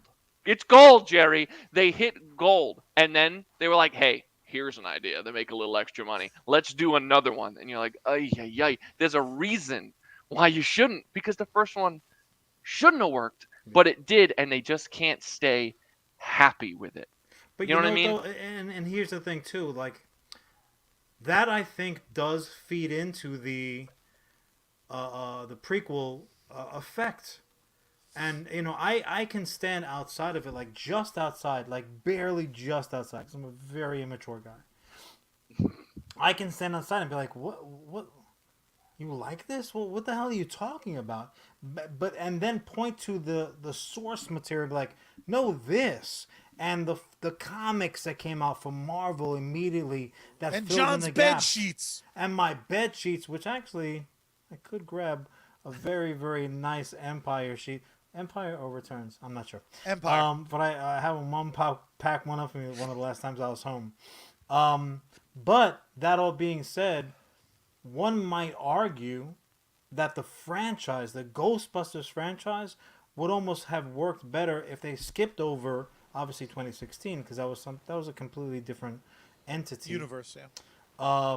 But if they had gone straight from Ghostbusters to Ghostbusters Afterlife, there would not have been any of the kowtowing apologies necessary. They could have just made the flick. And again, I very, very, very much liked Afterlife, but only because again, I want for us to cover as much ground as possible. So I'm gonna start. I'm gonna start with this one for Casey because I saved a very special one for Charlie. And this one's right in your wheelhouse, Casey, for your time period of like being the independent moviegoer. This fucking craziness that's going on with Jurassic Park. So we are on the precipice. You're exhausting me, John. I understand it. You're gonna sleep really, really well tonight. And, apologies in advance to Allie because you are going to be useless. She might not even be able to get you out of the chair. Plus, there's West Coast baseball on. You guys are killing me. Oh yeah, I know. It's gonna be a late week. I can't speak for the schedule makers. Dodgers. So with again, we're hopefully now the comet will drop down upon us yet again and just put a fucking end to this. What's going on? But like Death rattle. going into the new Chris Pratt, Dallas Price Howard led, really legacy franchise. How are you taking it all? Are you even like giving it a miss? I'll see it because, like I've said, I see everything. Sure, and you have to go to the theater to pick up your mail. AMC Stubs, baby, it is just the best thing in the world. I just go see movies, and if nothing else, that movie will give me 2 hours of like, ooh, look, fake dinosaurs. That could be fun for a little while. Oh, you're giving me Alan Grant again? Okay, that's fun. But really, when you break down that franchise, they should have stopped after 1. And somehow I we're would on argue 6 after 2 because technically they kind of did break up the happenings of the book, the Benchley book, into one and like actually it was more like 1.5 because they're like, well, we need a little more. Let's fucking. They basically did what the scientists did. They're like, let's just take some amphibian fucking DNA and just pepper it in, and we'll finish off this script. Before they knew it, just like the fucking plot of Jurassic Park, those scripts, even though they were same sex, they fucking reproduced anyway, and now we have 97 Jurassic Parks. I completely agree with you, Charlie. What's your I'm a Jurassic walking Park? conundrum because Oh, I'll we know. say, "Oh, this sucks. This is bullshit. This doesn't need to be made." And what do? Like I said, I'm a sheep. I'll go anyway. And so whatever they're doing is working because I'll keep going back. No, that's Casey is the movie equivalent of like, ugh, the food here is terrible and such small portions. Let me go back. But again, I'll tell you this though: if I did not have the AMC Stubs thing, this might be different. Sure. It might be See, different. I finally identified, in prep of this episode, I identified a movie that was part of a franchise I had seen 41 installments of. And I saw a trailer, and it was so bad. It was so in line with the shit that preceded it. I went, no, not today. Look at you, Charlie, Not with the today, fucking and self-control. To the point where I didn't remember I didn't see it What was until it? I was watching on YouTube like a recap of all the films. That film was Transformers The Last Night. And I watched this guy recap a movie and I went, Bumblebee and Optimus fought. Like, I don't like those other Transformer movies, but I remember them. And I was like, I didn't see something that looked bad. Yeah, I did like a lap around my house. I was so proud of myself because it's when I say more is more, I mean it. Because even with Transformers, I feel like we finally got a watchable one in Bumblebee. Like, Bumblebee is almost a good movie. 10 minutes of it are very good. 10 and a half, dare I say. And all it did was it led me to this thought of, with the Jurassic Park films, specifically the fact that the first one was cinema changing and everything since has been like wildly diminishing returns. The last one I saw, and the little clone girl, if this is spoiling it for you, Lord, please go fuck yourself. You're not allowed to be upset. I'm going to spoil Jurassic World 2. When that shit came out, the dinosaurs were still around. It's safe at this point. Jurassic World 2, the little clone girl lets all the dinosaurs go free because she's a douchebag. And it was like, they're like me. Be like, no, bitch, you're a human. You could maybe kill 3 people and you would need a gun. And it's very easy to get because our country is questionable. But she let monsters out. Part of me had a moment in that theater where I was like, is there going to be a post-credit scene where it's like Chris Pratt now runs Jurassic Force? And is the next movie just going to be like a monster movie with like guys with guns fighting dinosaurs? And I convinced myself Wasn't that that would be fun. Of literally every fucking Jurassic Yeah, but I movie want that it they for put two. out? I want Rambo v Dinosaurs. I want it over the top. I wanted to acknowledge it's stupid. Not the way that they If are you came to acknowledging me and it's said stupid. the next Jurassic Park is going to be Sylvester Stallone specifically hunting dinosaurs with the better part of the cast of the Expendables, yeah, definitely I would. Sign me up for that. Yeah, I could pitch pre-buy. you. I could Take pitch my you money. though, because we could tie this into another franchise. Because But yeah, up, down, down, this- left, right, left, this is select, not start. Cinema. That Oh my is- God. That's a Imagine movie I'd see. A Contra type film, Stallone and Schwarzenegger versus dinosaurs, Contra style. Contra is, by admission of the creators, a Sylvester Stallone, Arnold Schwarzenegger shoot 'em up, Yeah, and With- it's excellent. off-branded. They're The like, only we can't if put you it. can give me a Contra movie where for half an hour all it is a guy lying down on his stomach shooting a wall with a gun with bullets that go 5 different directions, I'll watch it. Well, if we're You got speaking me. honestly, we I'm have gonna make gotten that film. no fewer Do it. than like half a dozen one-eye, multiple tentacled monsters in the several fucking big blockbuster movies. So that actor is available. Like we can probably cast that right now. Because look, it can't be any Just worse. real. It can't be any I've- worse because Charlie, when I went to go see, what was the last one called? Jurassic World 2. Fuck my face. This sucks. It was It is- called Jurass is going to be really disappointed with this one. It is very rare that like I come out with exclamations during a movie. I'm pretty quiet. I was in that movie theater. I went by myself. I was sitting in the last row, and when that girl, when it turned out that she was a fucking clone, when I tell you a noise came out of my body that had never happened before. It was like a ah! It was like I laughed That and movie people around me were like, literally caused Casey pain. it like I thought I was having a brain aneurysm, and I laughed and I kind of cried, and the people around me were like, what's wrong with him? And I was like, people, don't you understand what's going on? We are watching the death of cinema, like in front of us. It was the stupidest, most moronic, worst thing I've ever seen. And Up until I've that's seen how a few, cinema- it was so And bad. That's how cinema died. ends. Terrible. Not Oh, with man. jeers, not with tears, but with uproarious applause. Charlie, Oh, we're up Lord. against the clock, so I want Yes. to wrap at least this portion, and then I wanna really wrap it up with kind of our to-do list. For Charlie, truly, uniquely, even more so than Ghostbusters, what I was like, just it's like watching the audience watch something. If I could have watched Charlie watching Bill and Ted Face the Music, I would have bought a ticket to just that. So Charlie, just walk us through that one for you, because I know that one really tickled the old So heartstrings for you. I have to set this up because, and I'll make it brief. And Don't lie to us. I'm curious if Casey agrees with it. But for me, the power of cinema, even more than being kind of transformational, like with cinema, that experience has always to me been like this magic fucking bit of escape.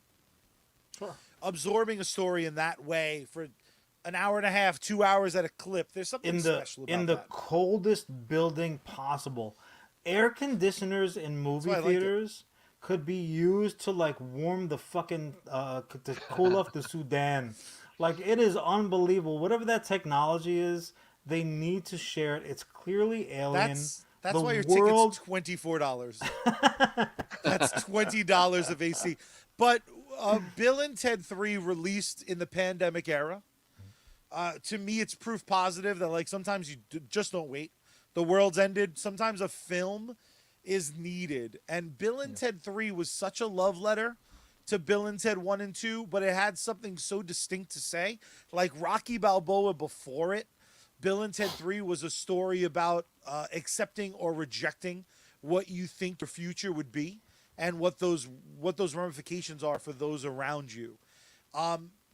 Bill and Ted 3, my also, as well favorite as a guy way more jacked than his age would deem appropriate, then you're like, oh no, that's a rubber suit. That's fine. Yeah. That was fine. Bill and Ted, I think, is one of like the greatest comedies of all time. Judge me if you will. It's one of those flicks that it works if you're happy, works if you're sad, works if you're hungover, works if you're sleepy. Bill and Ted 2, what a hell of a traditional sequel. Be like, this is the same but less. But I still love it. And holy robots. shit, evil robot us's. And good robot us's. Bill and Ted 3 all but saved my life. In a time where I felt like the world was collapsing around me, a movie took me by my little hand and it just held me and told me it was going to be okay. The music in that movie reflects it. Whenever I'm feeling really blue, I had a really rough week last week. I had the soundtrack on repeat, and there's a song in there and a scene in there that's literally about being where you belong.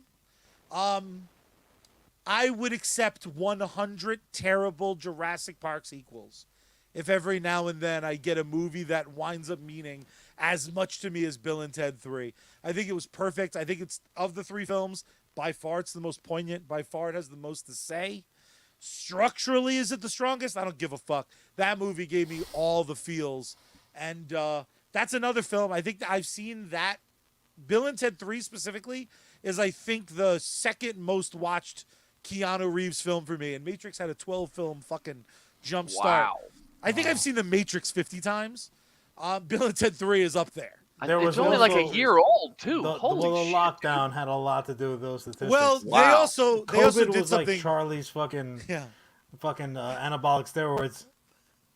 Bill Those and Ted 3 stats did should something have an asterisk. smart though, because they were like, we're not releasing direct to video. You can buy us if you want.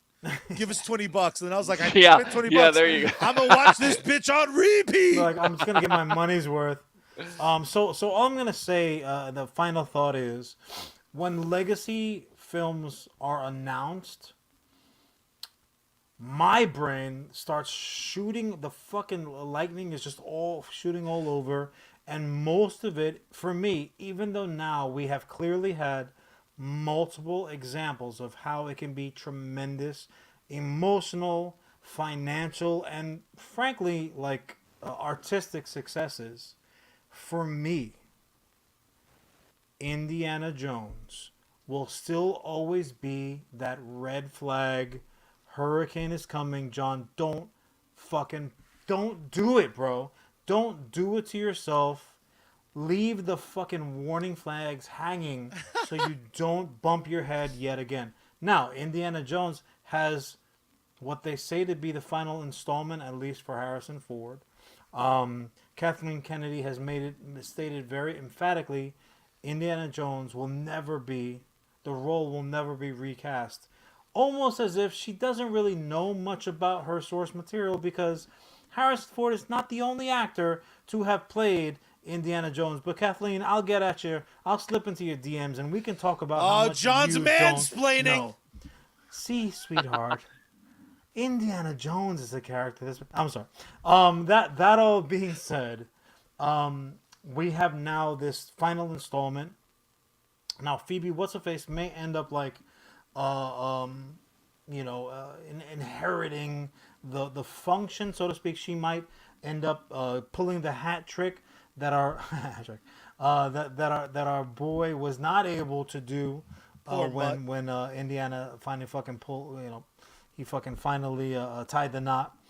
But I would actually have zero problem with that, because at that point, that's not a Creed situation.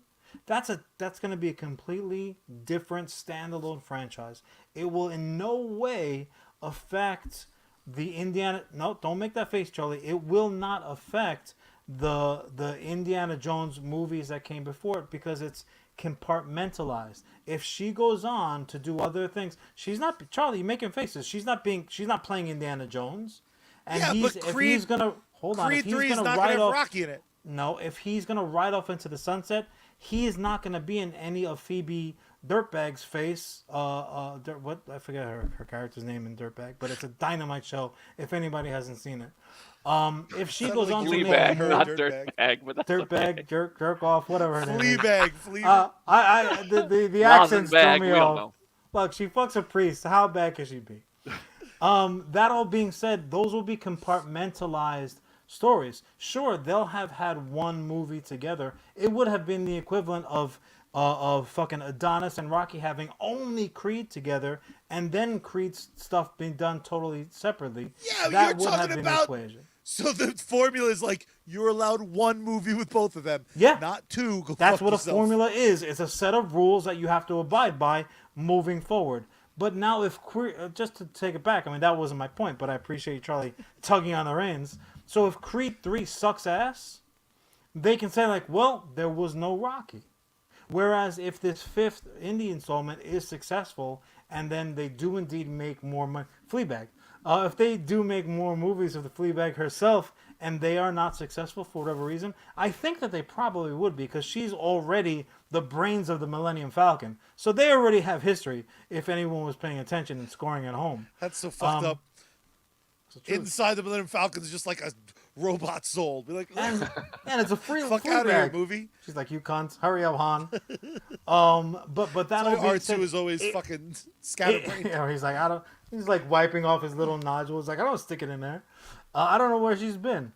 But it would protect what came before it, and it would not necessarily need, because at that point she's making like National Treasure movies. Be also in the time frame that they would have been, because they're already in the 60s. Yeah, that's exactly like Creed 3. Huh? Creed, that's the exact same thing as Creed 3. Creed 3 can get written off. It's not going to affect Rocky at all. Creed 1 and Creed 2 had Rocky in it. Yeah. How would Creed 3 not have any effect moving backwards? That doesn't make any Rocky's sense. doing his own thing in So are Rocky you 9. saying that hold on. So you're saying that hold on, this is like mental gymnastics that I'm doing here. So really what you need is this new movie to be called whatever her character's name is. Of course, it's a totally different. So it shouldn't. This it's a movie should not be spin-off Indy franchise. 5. It should be No, Phoebe no. Waller-Bridge 1. No. Indy 5 is gonna be Indy 5. Well, I mean, if we actually, the Indiana Jones franchise, it's Indiana Jones and blah blah blah. So anything of Phoebe Waller, thank you very much for that. Any of her potential spin-offs, Indiana Jones is not gonna have his namesake. Keep Indiana Jones' name out your motherfucking mouth. It won't have any namesake connection to him. She would have been, in essence, his intern or whatever. What if instead the of fucking plot is? What if Creed 3 is called Adonis 1? You're fighting semantics, brother. You're looking for Rambo First Blood Part 2, which might be the biggest fucking mouthful in all of cinema history. You know what? if there's at least one thing that's giving me hope for the new Indy movie, and this goes back to what I said before about who makes it, I trust James Mangold. I do too. I trust him. I really do. And that gives Casey, me hope. Hope's a bitch, though. I'm just a sucker. Yeah, I'm aware. I love to be in love, baby. I am ready to be hurt again, which is actually my exact fucking quote. And when I put the teaser picture up, I'm so desperate to have it fulfill that need, to fill that indie-shaped hole in my heart that this Last Kingdom John, have you not movie. seen the teaser that they released today? Charlie, I'm going to.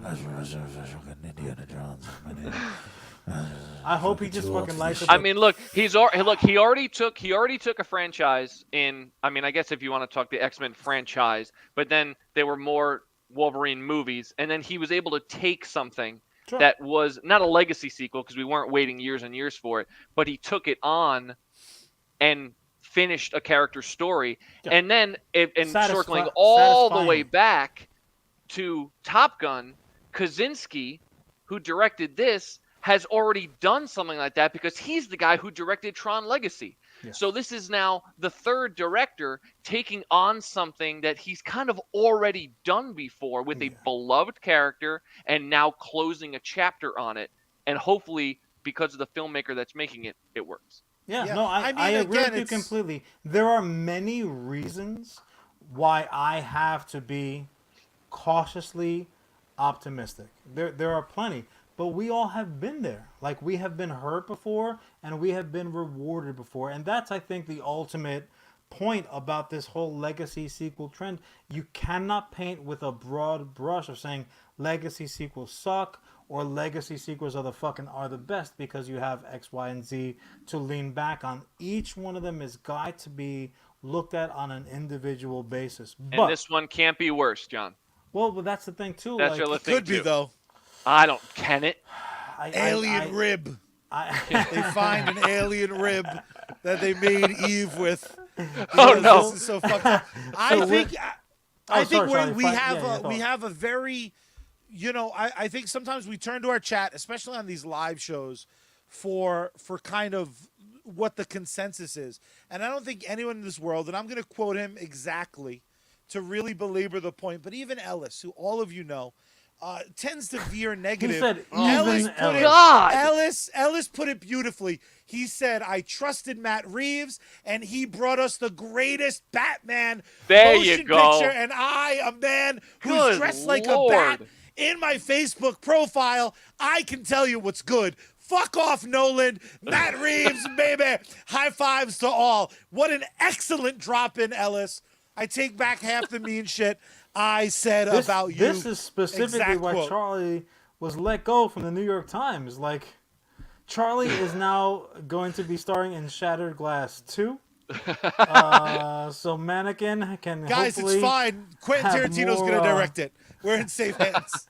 So again, we have shattered the fucking time target. So I'm just going to leave this with you guys. And I know I've had one, and it has been waiting in the wings for me for a long time. But Charlie, we'll start with you because I don't want to take anything off of your table. what is the legacy sequel, film or TV? I don't care which version you'd prefer, because a lot of the TV now is sometimes better in its storytelling ability than some of the flicks we get. You don't have that 2 hour worrisome window. What's that legacy flick that Charlie is prepaying for? I mean, obviously, I'm in for the next Ghostbusters. Nah, but nigga, one is that doesn't already exist. the one that doesn't already exist. Yeah. I'm gonna be there for 4, but I truly think, and this is silly because I know it's gonna happen, but I couldn't be more excited to see what the future of the Power Ranger universe looks like on Netflix. There he goes. A Attaboy, brand Charlie. new, a full brand new. I mean, we gotta talk legacy. That shit's like 30 years old, and this is the first time they're rebooting.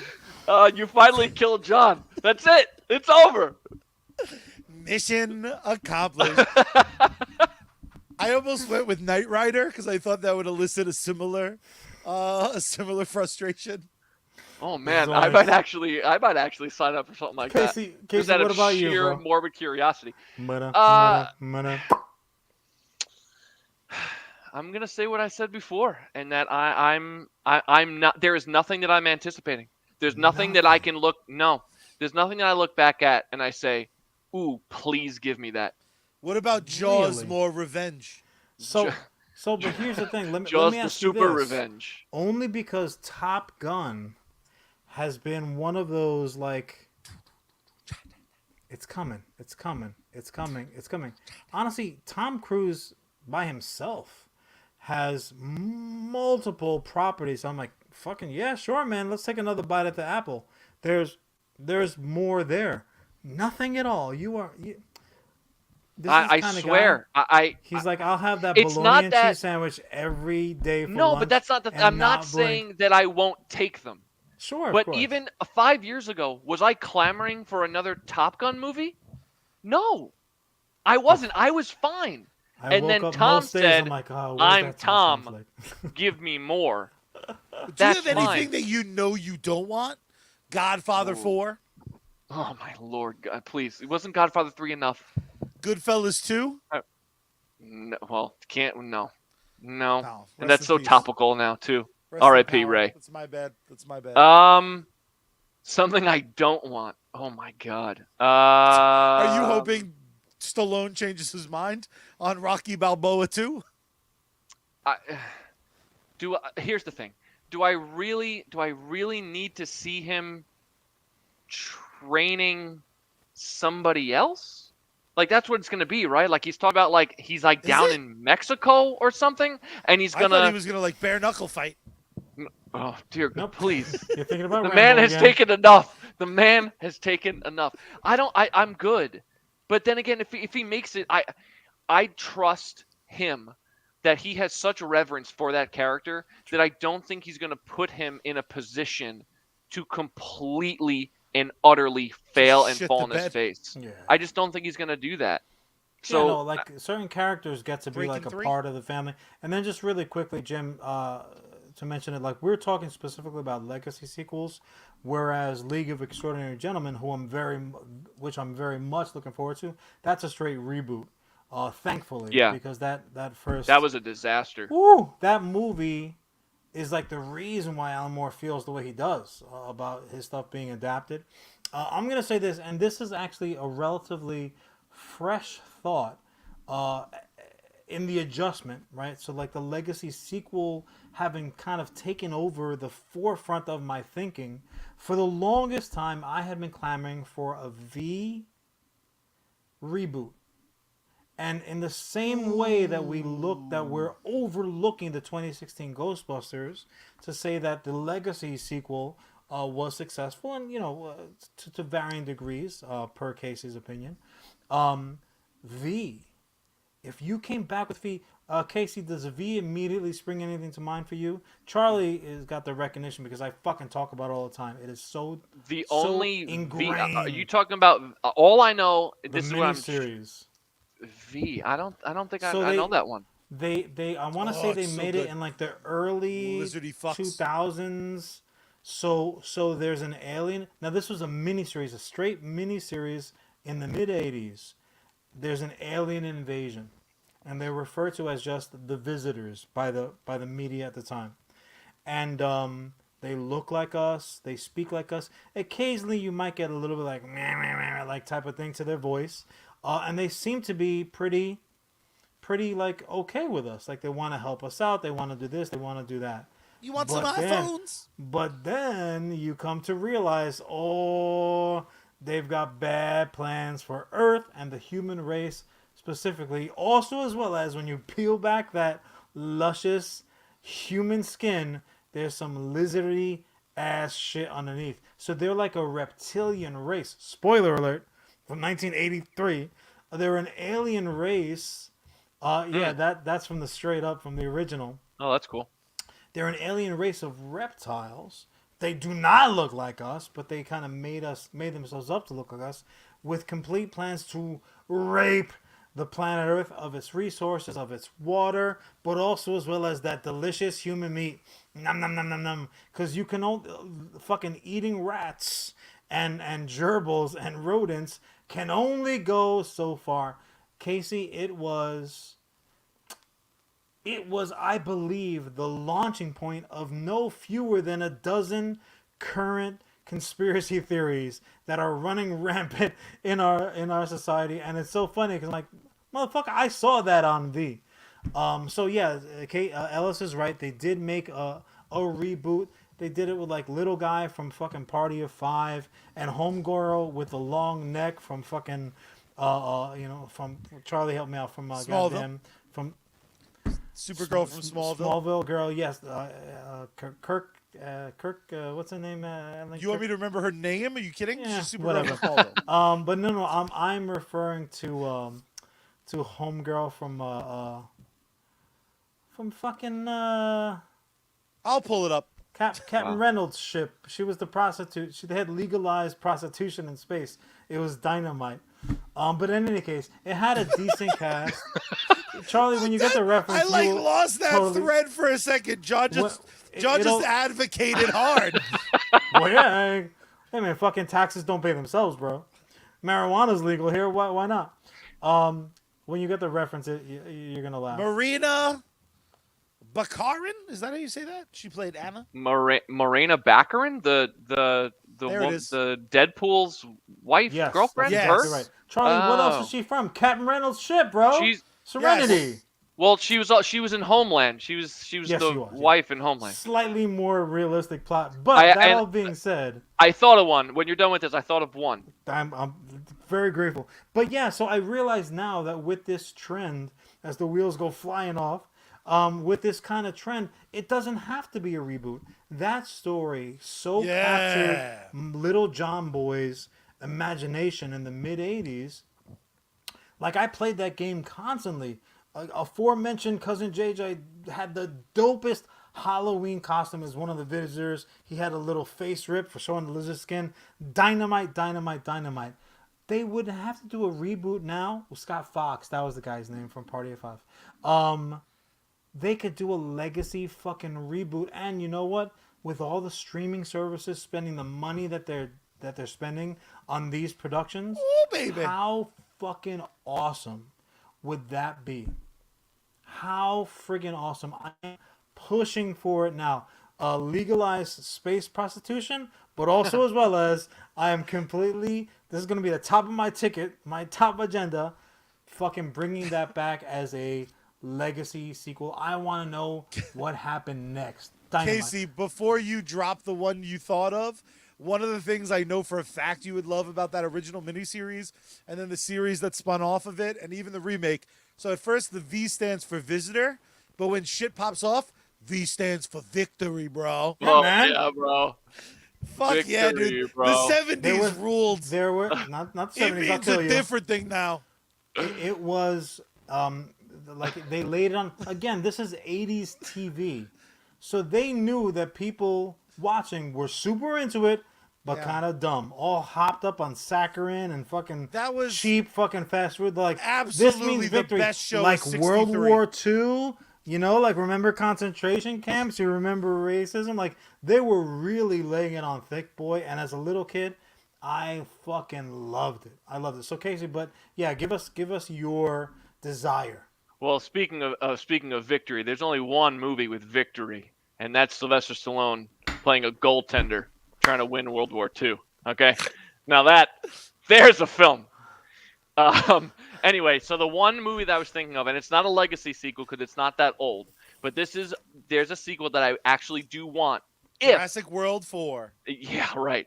If they could do it correctly, and it's a sequel to what I believe is probably one of the best sci-fi movies of the last decade, and it all ties in. I know about this podcasting thing.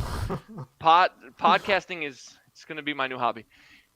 Tom Cruise, Edge of Tomorrow.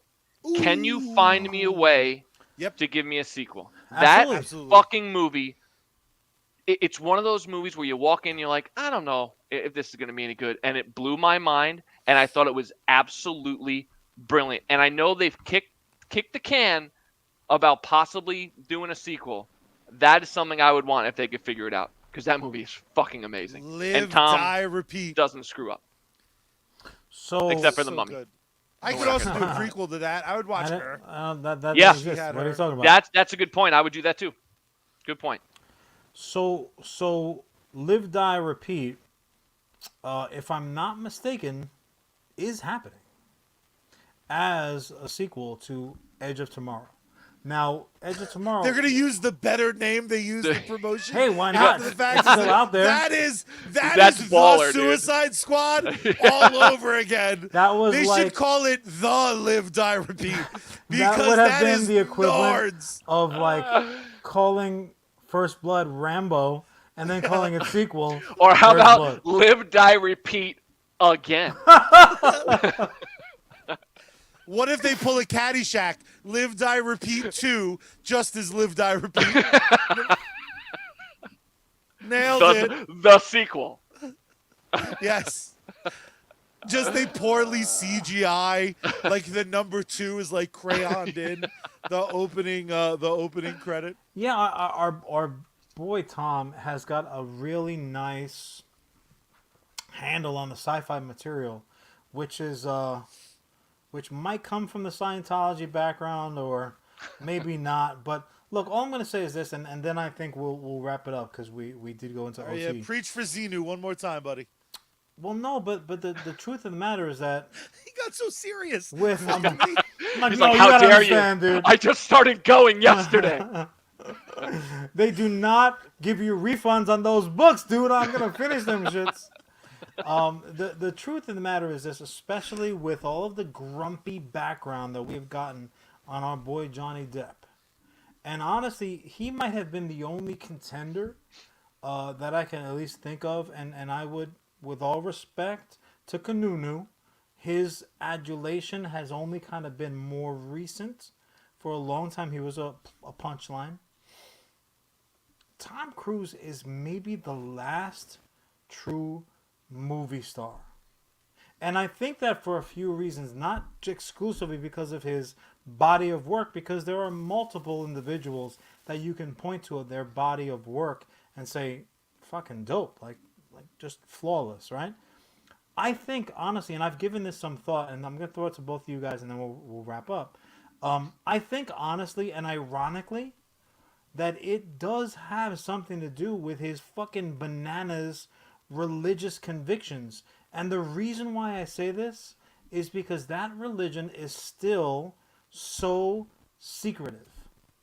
To the point where, like, we got jokes, and we got South Park episodes, and we've got fucking series, Leah Remini, and all stuff. And I do not have anything fucking good to promote about that. I'm not going to say anything bad about it, because, again, I am not in the know. I do know one thing. That's a closed-door system.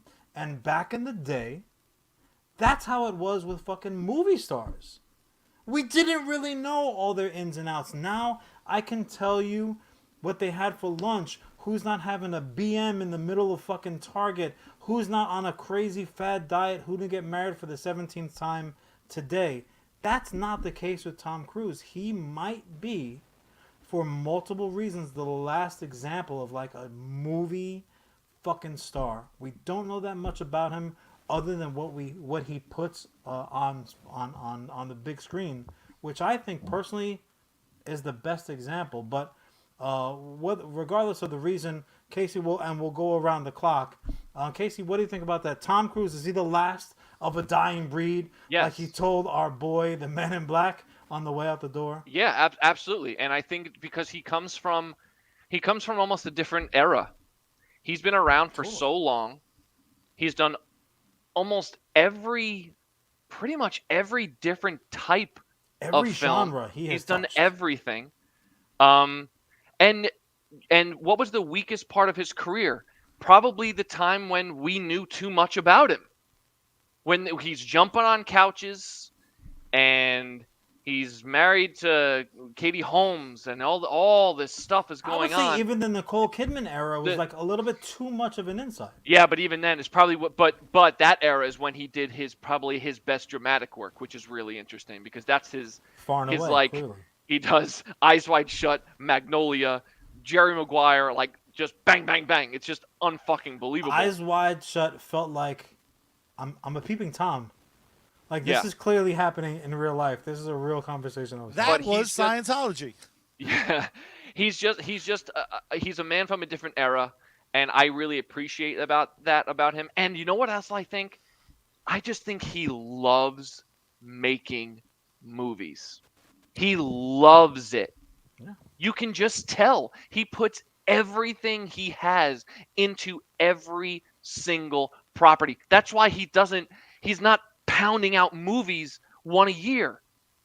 He's taking his time with the different projects, and that is something that I admire so much because how many of these movie stars come out? How many movies can The Rock be in when you're like, enough, dude? You're trying to be the big Tom Cruise, but you're not. Relax. The Rock is in okay? so many movies. I've never even heard of some of them. Like, what the fuck was this one? And the difference ice is skater? that like everyone says that Tom is just Tom in every movie, which might be true, but there's different shades. The Rock movie star is literally The Rock in every movie. Sure. Same thing. Tom at least has different shades. So I think he is a perfect blend of movie star and really, really fucking good actor. And that's not something that we really have. We have our Leos and we have our Brad Pitts, and that's great. And I think Leo and Daniel Day-Lewis are probably the best actors of our generation, but there's still something different about Tom. And once Tom stops, I think an entire era and age of movie ends up ending. Respectfully, I disagree with both of you only because we have to Charlie, we're losing you, brother. Your signal is kind of weak. We gotta take into account age, and Leo has 12 years to catch up. And if we maybe on another episode we'll go pound for pound. Movies, I think as far as movie stars go, he is in the final 5 that may ever exist. Charlie, it's Tom Cruise, Leo DiCaprio, George Clooney, Tom Hanks. Charlie, and George Clooney would probably DQ. I would disagree with you on that for the simple fact that like his love life, Leo's love life is more important than his body of work. Now that might change, and you're right. 12 years to change that shit. He's got time to go ahead of him. But on the same token, you can almost, like, if you've seen recent interviews at all, like, he's kind of done with it to a degree. And also, when you put him on, I can, because when you put him on screen against the likes of Tom Hardy shows you all the flaws in Leo's ability. Sure, Tom Hardy is head and shoulders above Leo. Yeah, but and it's ironic because Tom Hardy's like 5 feet tall. See, now I'm going to disagree with you. All right, completely. You're welcome to. But I would like to see Leo do, like, if Leo could give me like some kind of a franchise, but Leo's not going to do that, which is what I think separates the quote-unquote movie stardom that Tom has. That's a little bit different. That's where I see the difference. The story's not done being told on what's up with with Will Smith, but that's always been my argument against Denzel. Denzel hasn't been really a franchise maker. Because it's not what he necessarily wants to do. I think it's a nuanced argument. I think it's a great conversation to keep going, and we will keep it going in the future. But ladies and gentlemen, we are just about out of fuel. Captain Mayo, I got a quick question for you. Do you like video games? Do you like watching people that are just way more skilled at video games entertain you for hours on end? Well, hot damn, do I have the hottest ticket in town coming Nothing I your love way, more. Captain Mayo. John, hit the people with the first bill payer of the night. I am not at all prepared, and you clearly have this in mind, so tell them about Bad Mary first. Fair enough. Call sign Mayo. Let me ask you this. Do you love tunage on the regular? Well, Yeah, then dude. I have the damn band for you. Those of you that have been following this show knows that one of my absolute favorite bands of all time is, of course, Bad Mary. You can follow them on all social media over at Bad Mary Band. They also know that you can support them financially by just throwing money their way via patreon.com/Bad Mary Band. But my favorite thing about Bad Mary and their entire body of work is all of it is available on every single music streaming service. But I got an extra double super bonus for you coming in just a minute. They just dropped a brand new music video for their brand new single, The Floor is Lava. Just came out a couple of days ago, and you beautiful monsters, you degenerates that hung out with us for this entire stretch with one of our best co-hosts of all time, with the man, call sign Rico himself, the big man Babucci. Kick into John one more time for that other sponsor, and then you're going to get that music goodness. No doubt. The bottom line is this. Where are we dropping? It's with Sergeant Finesse. Find him gaming on both Twitch and Facebook. Multiple streams every day. Outstanding video game content. Supporter streams, co-streams, giveaways, contests. Don't be a sucker. Check him out today. But if you need a pick-me-up, like I'm going to do after this XL issue of US Comics Sass, go over to sneakenergy.com. Use code SGT at checkout. When the Sarge is on deck, just like Captain Mayo. Oh, you salute, son. Captain Mayo, you just did an incredibly brave thing. What you should have done was land your plane. John, there is only one way we end each and every episode of US Comics Cast. Tell the beautiful people how it is we do the things we do. Oh, just prior to us all taking a long, well-earned nap, you gotta turn the power on. You gotta turn the volume up, and you gotta tune Bad Mary and open up the window wide and scream out into the night sky. Save me, Space Girl. We out.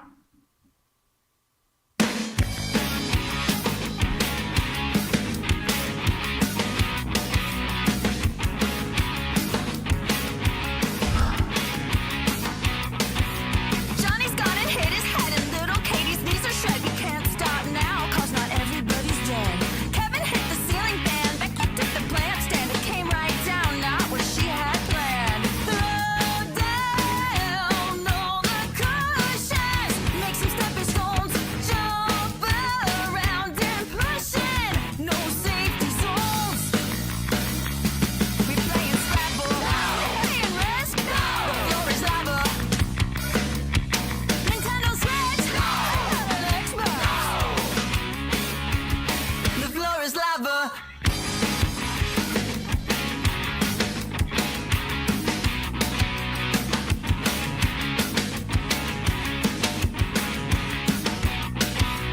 Dog is in the swimming pool. Cousin Jamie's acting cool. Dad is working on the car. He's nobody's fool.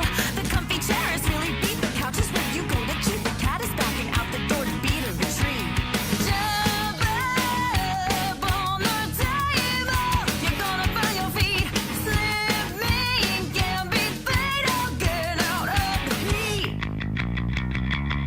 We're playing Scrabble. We're playing Risk. The floor is lava.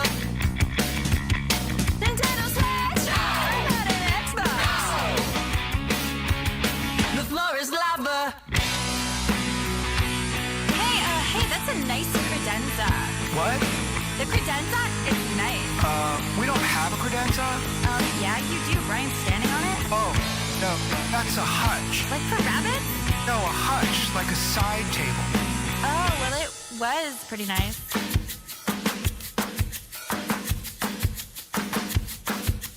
Kevin's got some lacerations. Becky showed some dedication. Tommy's sitting quiet, losing all sensation. The ambulance